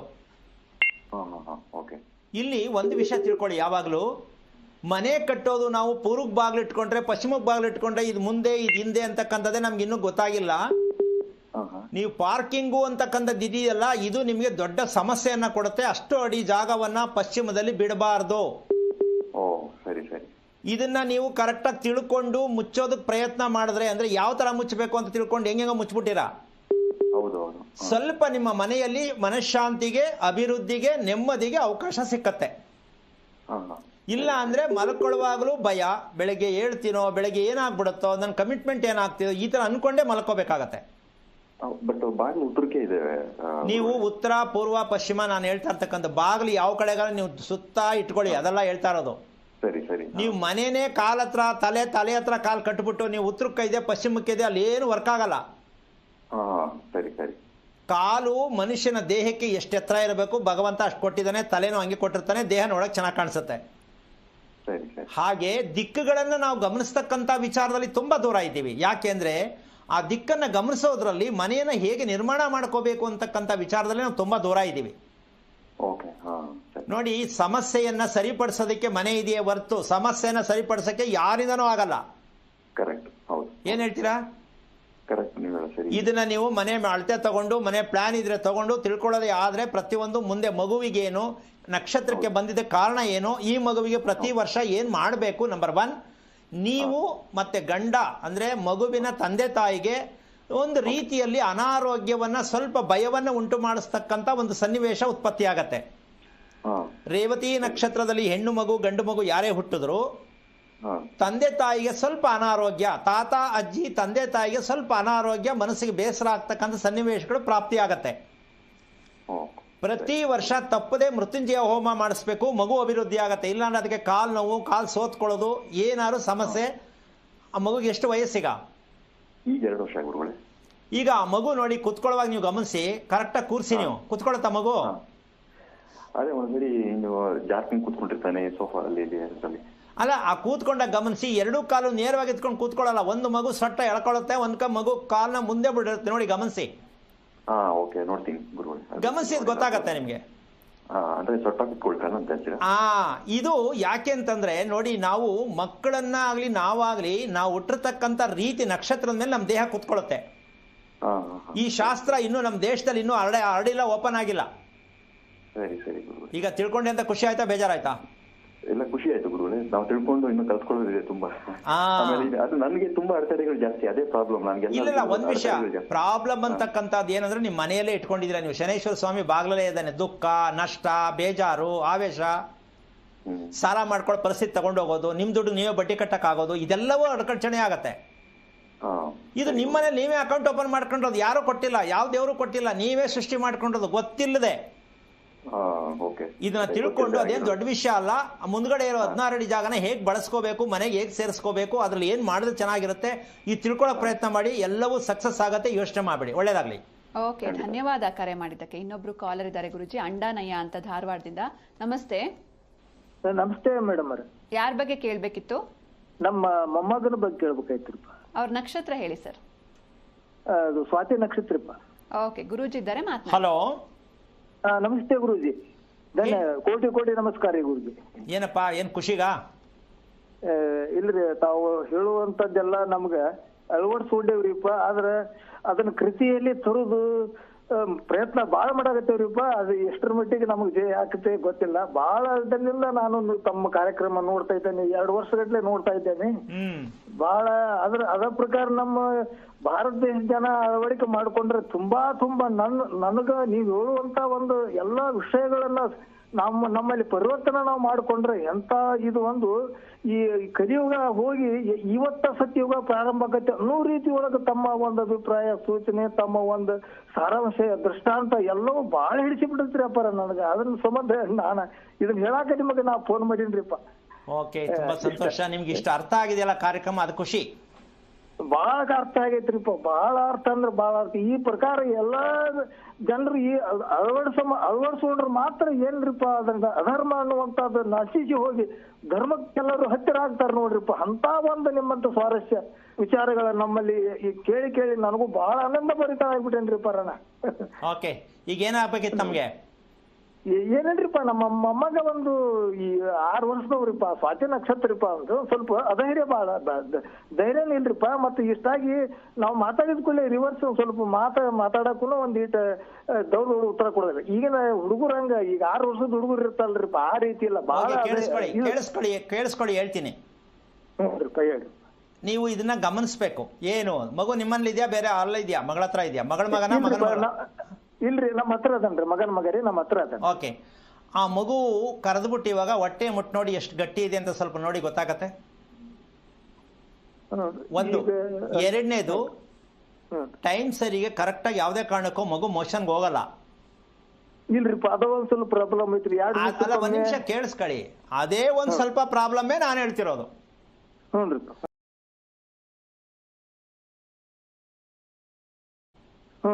ಹೊಟ್ಟೆ ಕ್ಲೀನ್ ಇಲ್ಲ ಅಂದ್ರೆ ನೀವು ಅವನು ಹುಚ್ಚ ಆಗಿದಾನ ಅಂತ ನೀವು ಅನ್ಬೋದು. ಏನು ಹುಚ್ಚ ಆಗೈತಾ, ತಲೆಕೆಟ್ಟೈತಾ ಅಂತ ಹೇಳ್ಬೋದು. ಬುದ್ಧಿ ಭ್ರಮಣೆ ಆಗೋದಾ, ಏನಾರು ಹಿಡ್ಕೊಂಡೈತಾ, ಮೆಟ್ಕೊಂಡೈತಾ, ಬೈತಾರಲ್ಲ ಕೆಲವು ಸಲ ಬೇಜಾರು ಮಾಡ್ಕೊಂಡು ಮಕ್ಕಳಿಗೆ. ಆ ರೀತಿ ವರ್ತನೆಯನ್ನ ಮಾಡ್ತಾನೆ ಅಂದ್ರೆ, ನೀವು 6 ವರ್ಷದ ಮಗು ಆಗಿದ್ರು ನಕ್ಷತ್ರಕ್ಕೆ ದೇಹದಲ್ಲಿ ಏನೆಲ್ಲ ಸಮಸ್ಯೆ ಇದೆ ಅಂತ ತಿಳ್ಕೊಳ್ಳದೆ ಮಗು ಬೆಳೆಸ್ತಾ ಇದ್ದೀರಲ್ಲ, ಸರಿನಾ ಇದು? ಯಾಕೆ ತಿಳ್ಕೊಳ್ಳಿಲ್ಲ? ಸರಿಪ್ಪ, ಅದೇ ತಿಳ್ಕೊಳ್ಳೋದಕ್ಕೇನ ಅದ್ರದ್ದು ಅರ್ಥನೂ ನಮ್ಗಾಗೆಲ್ಲ. ಈಗ ತಮ್ಮ ಕಾರ್ಯಕ್ರಮ ನೋಡಿಂದ ತಿಳ್ಕೋಬೇಕಂತ ವಿಚಾರಕ್ಕೆ ನಾವು ನೋಡಿ, ನಾವು ಇಲ್ಲಿ ಕೂತ್ಕೊಂಡು ಹೇಳ್ತೀವಿ. ಹೊಟ್ಟೆ ಕತೆ ಏನಾಗಿದೆ ಅಂತ ಸ್ವಲ್ಪ ನೋಡ್ಕೊಳ್ಳಿ, ಅದನ್ನ ಗಮನಿಸಿ ಟೈಮ್ ಸರಿಗೆ ಹೋಗೋದಕ್ಕೆ ಪ್ರಯತ್ನ ಏನ್ ಮಾಡ್ಬೇಕಂತ ತಿಳ್ಕೊಂಡ್ರೆ ಸಾಕು. ಹೊಟ್ಟೆ ಕ್ಲೀನ್ ಆಗ್ಬೇಕಾ ಬೇಡ? ಆಗ್ಬೇಕ್ರಿ, ಚಿಕ್ಕವರಾಗ್ಲಿ ದೊಡ್ಡವರಾಗ್ಲಿ ಹೊಟ್ಟೆ ಕ್ಲೀನ್ ಆಗ್ಬೇಕು ಅಂತ ನಮ್ಮ ದೇಶದ ಜನಕ್ಕೆ ಗೊತ್ತೇ ಇಲ್ಲ ಅಂತ ನಾನು ಅನ್ಕೋತೀನಿ. ಗೊತ್ತೇ ಇಲ್ಲ. ಅದೆಲ್ಲ ಏನ್ ಹೇಳ್ಕೊಳ್ಳೋದು ಹಿಂಗಾಗೆ ಜನ ಅನುಭವಿಸ್ತಾ ಇರೋದು. ಹೌದಾನೆ? ಹೌದ್ರಿ. ನಮ್ಮ ಹತ್ರ ಓಪನ್ ಮಾರ್ಕೆಟ್, ಮುಚ್ಚಿಟ್ಕೊಂಡ್ರೆ ನೀವೇ ಅನುಭವಿಸ್ಬೇಕು. ಓಪನ್ ಆಗಿ ಬನ್ನಿ, ಓಪನ್ ಆಗಿ ವಿಷಯ ತಿಳಿಸೋಣ. ನಾಚಿಕೆ ಪಟ್ಕೊಂಡ್ರೆ ಜಯ ಕಷ್ಟ. ನೀವು ಮೊದಲು ಸ್ವಾತಿ ನಕ್ಷತ್ರದ ಮಗು ಹುಟ್ಟಿದ್ರೆ ಆ ಮಗುವಿನಲ್ಲಿ ಯಾವ ಭಾಗ ತೊಂದರೆ ಆಗಿರುತ್ತೆ. ಏನಕ್ಕಾಗಿರುತ್ತೆ? ಏನು ಮಾಡಬೇಕಿತ್ತು ಅಂದರೆ, ನಿಮ್ಮ ವಂಶಸ್ಥರಿಗೆ ನೀವು ಊಟ ಕೊಟ್ಟಿಲ್ಲ, ಅದಕ್ಕೆ ಊಟ ಕೊಡದೇ ಇರೋದಕ್ಕೆ ಆ ಮಗುವಿನ ರೀತಿಯಲ್ಲಿ ನಿಮಗೆ ರಿವೆಂಜ್, ಸಾಲದ ರೂಪದಲ್ಲಿ ಬಂದು ನಿಮಗೆ ಹಿಂಸೆ ಕೊಡೋಕ್ಕೆ, ಟಾರ್ಚರ್ ಕೊಡೋಕ್ಕೆ, ರೋಡಲ್ಲಿ ನಿಲ್ಲಿಸೋಕ್ಕೆ, ಮರ್ಯಾದೆ ತೆಗೆಯೋಕ್ಕೆ ಮಗನ ರೂಪದಲ್ಲಿ ಬಂದಿದ್ದಾನೆ, ಮೊಮ್ಮಗನ ರೂಪದಲ್ಲಿ ಬರ್ತಾನೆ. ಈ ಸತ್ಯವನ್ನು ತಿಳ್ಕೊಳ್ಳೋದಕ್ಕೇ ಮಗು ನಕ್ಷತ್ರದಲ್ಲಿ ಹುಟ್ಟಿದ್ದನ್ನು ತಿಳ್ಕೋಬೇಕು ಅಂತ ಪ್ರತಿಯೊಬ್ಬರಿಗೂ ಹೇಳ್ತಕ್ಕಂಥ ವಿಷಯ. ನಿಮ್ಮ ಮಕ್ಕಳ ನಕ್ಷತ್ರದಲ್ಲಿ ಮಗುವಿನ ಆರೋಗ್ಯ ಸ್ಥಿತಿ ಇದೆ, ನಿಮ್ಮ ಕುಟುಂಬದ ಸ್ಥಿತಿ ಇದೆ ಅಂತ ನಮ್ಮ ಜನಕ್ಕೆ ಅರ್ಥನೇ ಆಗಿಲ್ಲ. ನಾನು ಪ್ರಯತ್ನ ಮಾಡ್ತಾ ಇದ್ದೀನಿ, ಎಷ್ಟು ಜನ ತಿಳ್ಕೊತಾರೋ ತಿಳ್ಕೊಳ್ಳಿ, ನೀವು ಆ ಕೆಲಸ ಮಾಡಿ, ಒಳ್ಳೆಯದಾಗಲಿ. ಓಕೆ, ಧನ್ಯವಾದ ಕರೆ ಮಾಡಿದ್ದಕ್ಕೆ. ಗುರುಜಿ, ಇನ್ನು ಶ್ರೀಗಂಧ ಹಾಗೂ ವೃತ್ತಿಕೆಯ ಬಗ್ಗೆ ಹೇಳ್ತಾ ಇದ್ರಿ, ಅದನ್ನು ಮುಂದುವರಿಸಿ. ಶ್ರೀಗಂಧ ಅಂತಕ್ಕಂತಹ ಒಂದು ಲೆಕ್ಕಾಚಾರಕ್ಕೆ ನಾವು ಹೋದಾಗ ಅದನ್ನು ನಮ್ಮ ವಾಸದ ಮನೆಯಲ್ಲಿ ಇರುವಂತಹ ಸೈಟ್ ನಿವೇಶನದಲ್ಲಿ ನಾವು ಬಳಸುವಂತಹ ಮೃತ್ತಿಕೆ ಅಂದರೆ ಮಣ್ಣು. ಆ ಮಣ್ಣು ಎಷ್ಟು ಫಲವತ್ತಾಗಿದೆ, ಆ ಫಲವತ್ತಾದ ಮಣ್ಣು ನಮ್ಮ ಭೂಮಿಯಲ್ಲಿ ಇದೆಯಾ? ಇರಲ್ಲ. ಯಾವುದೇ ಭೂಮಿ, ಫಲವತ್ತಾದ ಭೂಮಿ ಇರೋದು ತುಂಬ ಅಪರೂಪ. ಒಂದು. ಎರಡನೇದಾಗಿ, ವ್ಯವಸಾಯ ಮಾಡ್ತಕ್ಕಂಥ ಭೂಮಿಯನ್ನ ನಾವು ಸೈಟ್ ಮಾಡಿ ಮನೆಯನ್ನ ಕಟ್ಕೊಳ್ತಾ ಇದ್ದೀವಿ, ಹೌದಲ್ಲ? ಆ ಭೂಮಿಗೆ ಎಷ್ಟು ವರ್ಷಗಳಿಂದ ಔಷಧಿಯನ್ನ ಸಿಂಪಡಣೆ ಮಾಡಿದ್ದೀವಿ ಅಂದ್ರೆ ಆ ಭೂಮಿಯನ್ನ ಸಾಯಿಸಿದ್ದೀವಿ, ಹೌದಲ್ಲ? ಸಾಯಿಸಿರೋ ಭೂಮಿಯಲ್ಲಿ ಸೈಟ್ ಮಾಡಿಬಿಟ್ಟು 30, 40, 60 ಸೈಟ್ ಮಾಡಿಬಿಟ್ಟು ಚೆನ್ನಾಗಿರೋ ಮನೆ ಕಟ್ತೀನಿ ಅಂದರೆ, ವಿಷ ತುಂಬಿರುವ ಭೂಮಿಯಲ್ಲಿ, ವಿಷ ತುಂಬಿದ ನಿಮ್ಮ ಪ್ಲಾನಿನಲ್ಲಿ ಮನೆಯನ್ನ ನಿರ್ಮಾಣ ಮಾಡಿದಾಗ ನಿಮ್ಮ ಮನೆಯವರಿಗೆಲ್ಲರೂ ವಿಷವನ್ನೇ ತುಂಬುವಂತ ಮಕ್ಕಳುಡ್ತಾರೆ. ಭೂಮಿಯಲ್ಲಿ ವಿಷ ಇದೆ, ಹುಟ್ಟುವ ಮಕ್ಕಳಲ್ಲಿ ವಿಷ ಇರುತ್ತೆ. ಈ ಸತ್ಯ ನಮ್ಗೆ ಅರ್ಥ ಆಗಿದೆಯಾ? ಪ್ರತಿಯೊಬ್ಬರು ಇದನ್ನು ಯೋಚನೆ ಮಾಡಬೇಕು. ಅಲ್ಲ ರೀ, ಸೈಟು ಹೊಸದಲ್ಲ, ನೀವು ಕಟ್ಟುವ ಮನೆ ಹೊಸದು, ಸೈಟ್ ಹಳೇದೆ, ಹೌದಲ್ಲಮ್ಮ? ಹೌದು. ಇದು ನಾವು ತಿಳ್ಕೊಂಡಿದೀವ. ಸ್ವಾಮಿ ಹೊಸ ಮನೆ ಕಟ್ಸಿವಿ ಸ್ವಾಮಿ ಅಂತಾರೆ. ಹೊಸ ಮನೆ ನೀವು ಮೇಲ್ ಕಟ್ಟಡ ಕಟ್ತೆ, ಭೂಮಿ ಯಾವುದು? ಹಳೇದೆ, ಹೌದಾ? ಇದು ನಮ್ಮ ಜನಕ್ಕೆ ಅರ್ಥ ಆಗಿದೆಯಾ? ಇಲ್ಲ ಗುರುಜಿ. ಆ ಭೂಮಿಯಲ್ಲಿ, ಹಳೆ ಭೂಮಿಯಲ್ಲಿ ಏನ್ ಬೆಳೀತಿದ್ರು? ಬೆಳೀತಿತ್ತಾ ಇಲ್ವಾ? ಮುಳ್ಳುಗಿಡ ಇತ್ತಾ? ಬೇವಿನ ಗಿಡ ಇತ್ತಾ? ಅರಳಿ ಮರ ಇತ್ತಾ? ಉತ್ತಾ ಇತ್ತಾ? ತಿಳ್ಕೊಬೇಕಲ್ಲ. ಜೊತೆಗೆ ಆ ಭೂಮಿಯಲ್ಲಿ ಇರ್ತಕ್ಕಂತಹ ಎಷ್ಟು ನಾವು ಫಲವತ್ತಾಗಿ ಗೊಬ್ಬರವನ್ನು ಹಾಕಿ ಬೆಳೀತಾ ಇದ್ದಂಥ ಕಾಲ ಒಂದು ಕಾಲ ಇತ್ತು, ಹೌದಾ? ಈಗ ಗೊಬ್ಬರ ಇಲ್ಲ, ಔಷಧಿಯನ್ನು ಹೊಡೆಯೋದು. ಬದನೆಕಾಯಿ ಬೆಳೀಲಿ, ಸೋರೆಕಾಯಿ ಬೆಳೀಲಿ, ಏನೇ ಬೆಳೀಲಿ ಔಷಧಿ. ಬಾಳೆಹಣ್ಣಿಗೂ ಔಷಧಿ, ಹೌದಾ? ಎಲ್ಲವೂ ಔಷಧಿನೇ, ಭೂಮಿಯೂ ಔಷಧಿನೇ. ಇನ್ನು ನಾವು ತಿನ್ನುತ್ತಿರುವ ಊಟವೂ ಔಷಧಿನೇ. ಎಲ್ಲವೂ ವಿಷಮಯವಾಗಿರಬೇಕಾದ್ರೆ ನೀವು ಮನೆಯಲ್ಲಿ ನಾಲ್ಗೆ ಚಪಲತೆ ಇರುವ ಮಕ್ಕಳು ಯಾಕೆ ಹುಟ್ಟಲ್ಲ? ಅದೇ ಹುಚ್ಚುತನದ ಮಕ್ಕಳು ಹುಟ್ಟೋದು. ಇವತ್ತು ಪ್ರಪಂಚದಲ್ಲಿ ಈ ಪಿಕ್ಚರ್ ಶುರುವಾಗಿ, ದಯವಿಟ್ಟು ನಿಖರವಾಗಿ ಹೇಳ್ತಾ ಇರ್ತೀನಿ ಅಂತ ಅನ್ಕೋಬೇಡಿ, 5000 ವರ್ಷ ಆಯಿತು ಕಲಿಯುಗ ಪ್ರಾರಂಭ ಆಗಿ. ಇನ್ನೊಮ್ಮೆ ಹೇಳ್ತೀನಿ, 5000 ವರ್ಷ ಆಯಿತು ಕಲಿಯುಗ ಪ್ರಾರಂಭ ಆಗಿ. ಏನೇನಾಯಿತು? ಧರ್ಮ ಹೋಯಿತು, ದೇವರು ಹೋಯಿತು. ನಮ್ಮ ಪ್ಲಾನನ್ನು ಬಳಸಿ ಬದುಕುವುದಕ್ಕೆ ಕಲಿತಂತಹ ವರ್ಷ 5000 ವರ್ಷ. ಅದು ಕಲಿಯುಗ. ಅದನ್ನ ಕಲಿಯುಗ ಅಲ್ಲ, ಕಲಿ ಈಗ ಅಂತ ಹೇಳಬೇಕು. ಕಲಿಯುಗದ ಅರ್ಥ ಕಲಿ ಈಗ ಅಂತ ಹೇಳಬೇಕು. ನಾವು ಕಲಿತಾ ಇಲ್ಲ, ನಾವು ಕಲಿತಿರೋದೇ ಬೇರೆ. ನಮ್ಮ ವಿಚಾರಗಳೆಲ್ಲ ವಿಷವಾಗಿ ಪರಿಣಮಿಸುತ್ತಿದೆ. ಆದ ಕಾರಣದಾಗಿ ಬುದ್ಧಿಯನ್ನು ಬಳಸುವುದೇ ವಿಷ, ದೇಹವನ್ನು ಬಳಸುತ್ತಿರುವ ಕ್ರಮವೇ ವಿಷ. ನಮಗೆ ದೇಹ ಬಳಸೋದು ಗೊತ್ತಿಲ್ಲ, ಮನಸ್ಸನ್ನು ಬಳಸೋದು ಗೊತ್ತಿಲ್ಲ, ಭೂಮಿ ಬಳಸೋದು ಗೊತ್ತಿಲ್ಲ, ಮನೆ ಕಟ್ಟೋದು ಗೊತ್ತಿಲ್ಲ. ಅಂದ ಮೇಲೆ ನಾವೆಲ್ಲ ವಿಷವನ್ನು ತುಂಬಿಕೊಂಡು ನೆಮ್ಮದಿಯಾಗಿರೋ ಒಂದು ಎಲ್ಲಾಗತ್ತೆ. ಏನೋ ಒಂಚೂರು ಬೇಜಾರು, ಒಂಚೂರು ರುಚಿಯಾಗಿ ಒಂಚೂರು ತಿನ್ನೋಣ ನಡಿಯಪ್ಪ ಅಂತ ತಲೆ ಕೆಡಿಸ್ಕೊಳ್ಳೋ ಜನನೇ ಮನೆ ತುಂಬ ಇರೋದು, ಹೌದಮ್ಮ? ಹೆಣ್ಣಾಗ್ಲಿ ಗಂಡಾಗ್ಲಿ, ನಾಲ್ಗೆ ರುಚಿ ಏನು? ನಿಮ್ಮ ಮನೆಯಲ್ಲಿ ಇರುವ ವಿಷ, ನಿಮ್ಮ ಹೊಟ್ಟೆಯಲ್ಲಿ ಇರುವ ವಿಷ, ನಿಮ್ಮ ಮೆದುಳಲ್ಲಿ ಇರುವ ವಿಷ. ಅದು ನಿಮ್ಮದೇ ವಿಷ, ದೇವರು ಕೊಟ್ಟಿದ್ದಲ್ಲ. ಈ ವಿಷವನ್ನು ನಾವು ವಿಸರ್ಜನೆ ಮಾಡಬೇಕಂತ ನಮಗೆ ಯಾರಿಗೂ ಇನ್ನೂ ಯಾಕೆ ಅರ್ಥ ಆಗಿಲ್ಲ. ಆಗ್ಬೇಕು ಅಂತ ಬೇಡ ಅಂತಿಮ್ಮ? ಆಗ್ಬೇಕು. ಈ ವಿಷವನ್ನ ತೆಗಿಬೇಕಾ ಬೇಡವಾ? ತೆಗಿಬೇಕಾದ್ರೆ ಒಂದೇ ಮಾರ್ಗ, ನೀವು ಕಟ್ಟುವ ಮನೆಯಿಂದ ಮಾತ್ರ ಸಾಧ್ಯ. ನೀವು ಸೇವನೆ ಮಾಡತಕ್ಕಂಥ ಆಹಾರದಿಂದ ಮಾತ್ರ ಸಾಧ್ಯ. ಮನೆ ಮತ್ತು ಆಹಾರ ಸೇವನೆ, ಇದೆರಡು ಸತ್ಯವನ್ನು ತಿಳ್ಕೊಂಡಾಗ ನಿಮ್ಮ ದೇಹದಲ್ಲಿರುವ ವಿಷ, ನಿಮ್ಮ ಮನೆ ಕಟ್ಟಿರುವ ಮನೆಯಲ್ಲಿರುವ ವಿಷವನ್ನು ತೆಗಿತಕ್ಕಂಥ ಪ್ರಯತ್ನವನ್ನು ಮಾಡ್ತಕ್ಕಂಥ ವಿಚಾರದಲ್ಲಿ ಫಲವತ್ತಾದ ಮಣ್ಣು ಯಾವುದೇ ಸೈಟಲ್ಲಿ ಇರಲ್ಲ. ಅದಕ್ಕೋಸ್ಕರವಾಗಿ ಫಲವತ್ತಾದ ಮಣ್ಣು ಯಾವುದು, ನಂಬರ್ 1. ಅದರ ಬಣ್ಣ ಯಾವುದು, ನಂಬರ್ 2. ನಂಬರ್ 3, ಆ ಮಣ್ಣು ಯಾವ ರೀತಿಯಲ್ಲಿರಬೇಕು, ನುಣುಪಾಗಿರ್ಬೇಕಾ, ಮಿಶ್ರಿತವಾದ ಕಲ್ಲಿರಬೇಕಾ, ಮಣ್ಣಲ್ಲಿ ಇಂಟೆ ಇರಬೇಕಾ, ಅದು ಮೃದುವಾಗಿರಬೇಕಾ, ಇದರ ಬಣ್ಣ ಹೇಗಿರಬೇಕು, ಇದು ಫಲವತ್ತಾದ ಮಣ್ಣು. ಆ ಫಲವತ್ತಾದ ಮಣ್ಣು ಯಾವ ಜಾಗದಿಂದ ತಂದು ಅದಕ್ಕೆ ಯಾವ ರೀತಿ ನಿಮ್ಮ ಕಟ್ಟಡದೊಳಗೆ ನಿಮ್ಮ ಪಾಯಕ್ಕೆ ಅದನ್ನು ತುಂಬಬೇಕು. ಇದು ದೇವರನ್ನ ದೇವಸ್ಥಾನದಲ್ಲಿ ಕೂರಿಸುವಾಗ ಪ್ರಾಣಶಕ್ತಿಯನ್ನ ಕೊಡ್ತೀವಿ ಅಂತ ಶಾಸ್ತ್ರದಲ್ಲಿದೆ. ನಿಮ್ಮ ಮನೆಗೆ ಪ್ರಾಣಶಕ್ತಿ ಬೇಕು ಅಂದರೆ ಇದನ್ನು ತಿಳ್ಕೊಳ್ಳೇಬೇಕು. ನಿಮ್ಮ ಮನೆಗೆ ಜೀವವನ್ನು ನೀವು ಕೊಡಲೇಬೇಕು. ಜೀವ ಯಾವುದು, ನಿಮ್ಮ ಕಟ್ಟಡದೊಳಗೆ ತುಂಬುವಂಥ, ಪಾಯದಲ್ಲಿ ತುಂಬುವಂಥ ಮಣ್ಣು ನಿಮ್ಮ ಮನೆಗೆ ಜೀವವನ್ನು ಕೊಡುತ್ತೆ. ಆ ಜೀವವೇ ನಿಮ್ಮ ಮನೆಯಲ್ಲಿ ಹುಟ್ಟುವ ಮಕ್ಕಳಿಗೆಲ್ಲ ಜೀವಕ್ಕೆ ರಕ್ಷಣೆಯನ್ನು ಕೊಡುತ್ತೆ. ಈ ಸತ್ಯವನ್ನು ನೀವು ತಿಳ್ಕೊಳ್ಳೋವರೆಗೂ ವಿಷದಲ್ಲೇ ನಾವು ನಾಲಿಗೆ ರುಚಿಯಲ್ಲಿ, ನಾಲಿಗೆಯ ಚಪಲದಲ್ಲಿ ಯಾರೇ ಆಗಲಿ, ದೊಡ್ಡವರು ಚಿಕ್ಕವರು, ಹೆಂಗಸರು ಗಂಡಸರು ಎಲ್ಲರೂ ಕೂಡ ನಾಲಿಗೆಯ ಚಪಲಕ್ಕೆ ದಾಸರಾದ ಕಾರಣ ಹಾರ್ಟ್ ಅಟ್ಯಾಕ್ ಮೊದಲನೇ ಸೂತ್ರ ಇದು. ಯಾಕೆ ಇದನ್ನು ಎಚ್ಚರಿಕೆ ಕೊಡ್ತಾ ಇದ್ದೀನಿ ಅಂದರೆ, ಯಾವುದೇ ವೈಜ್ಞಾನಿಕವಾಗಿ ಹೃದಯಾಘಾತಕ್ಕೆ ಸಮಸ್ಯೆಯನ್ನು ಕಂಡುಹಿಡಿಯಲಿಕ್ಕೆ ಇನ್ನೂ 20 ಅಲ್ಲ, ಇನ್ನೂ 200 ವರ್ಷ ಆದರೂ ಹೇಳೋಕ್ಕಾಗಲ್ಲ. ವೈದ್ಯ ಲೋಕದಲ್ಲಿ ನಾವು ಚಾಲೆಂಜ್ ಮಾಡಿ ತೋರಿಸ್ತೀವಿ, ನಿಮ್ಮ ಹೃದಯಾಘಾತ ನಿಮ್ಮ ವಾಸದ ಮನೆಯಲ್ಲೇ ಇದೆ ಅಂತ ದಯವಿಟ್ಟು ತಿಳ್ಕೊಳ್ಳಿ. ತಿಳ್ಕೊಂಡು ಮನೆ ಕಟ್ಟಿ ಅಂತ ಹೇಳ್ತಾ ಕಾರ್ಯಕ್ರಮ ಮುಗಿಸ್ತಾ ಇದ್ದೀನಿ. ಜೈ ಶ್ರೀರಾಮ್. ಖಂಡಿತ ಗುರುಜಿ, ಇನ್ನು ಇಷ್ಟು ಹೊತ್ತು ಸಾಕಷ್ಟು ವಿಷಯಗಳನ್ನ ತಿಳಿಸ್ಕೊಟ್ರಿ, ಧನ್ಯವಾದಗಳು. ನೋಡಿದ್ರಲ್ವಾ ವೀಕ್ಷಕರೇ, ಇವತ್ತಿನ ಸಂಚಿಕೆಯಲ್ಲಿ ಬಹಳಷ್ಟು ಮಾಹಿತಿ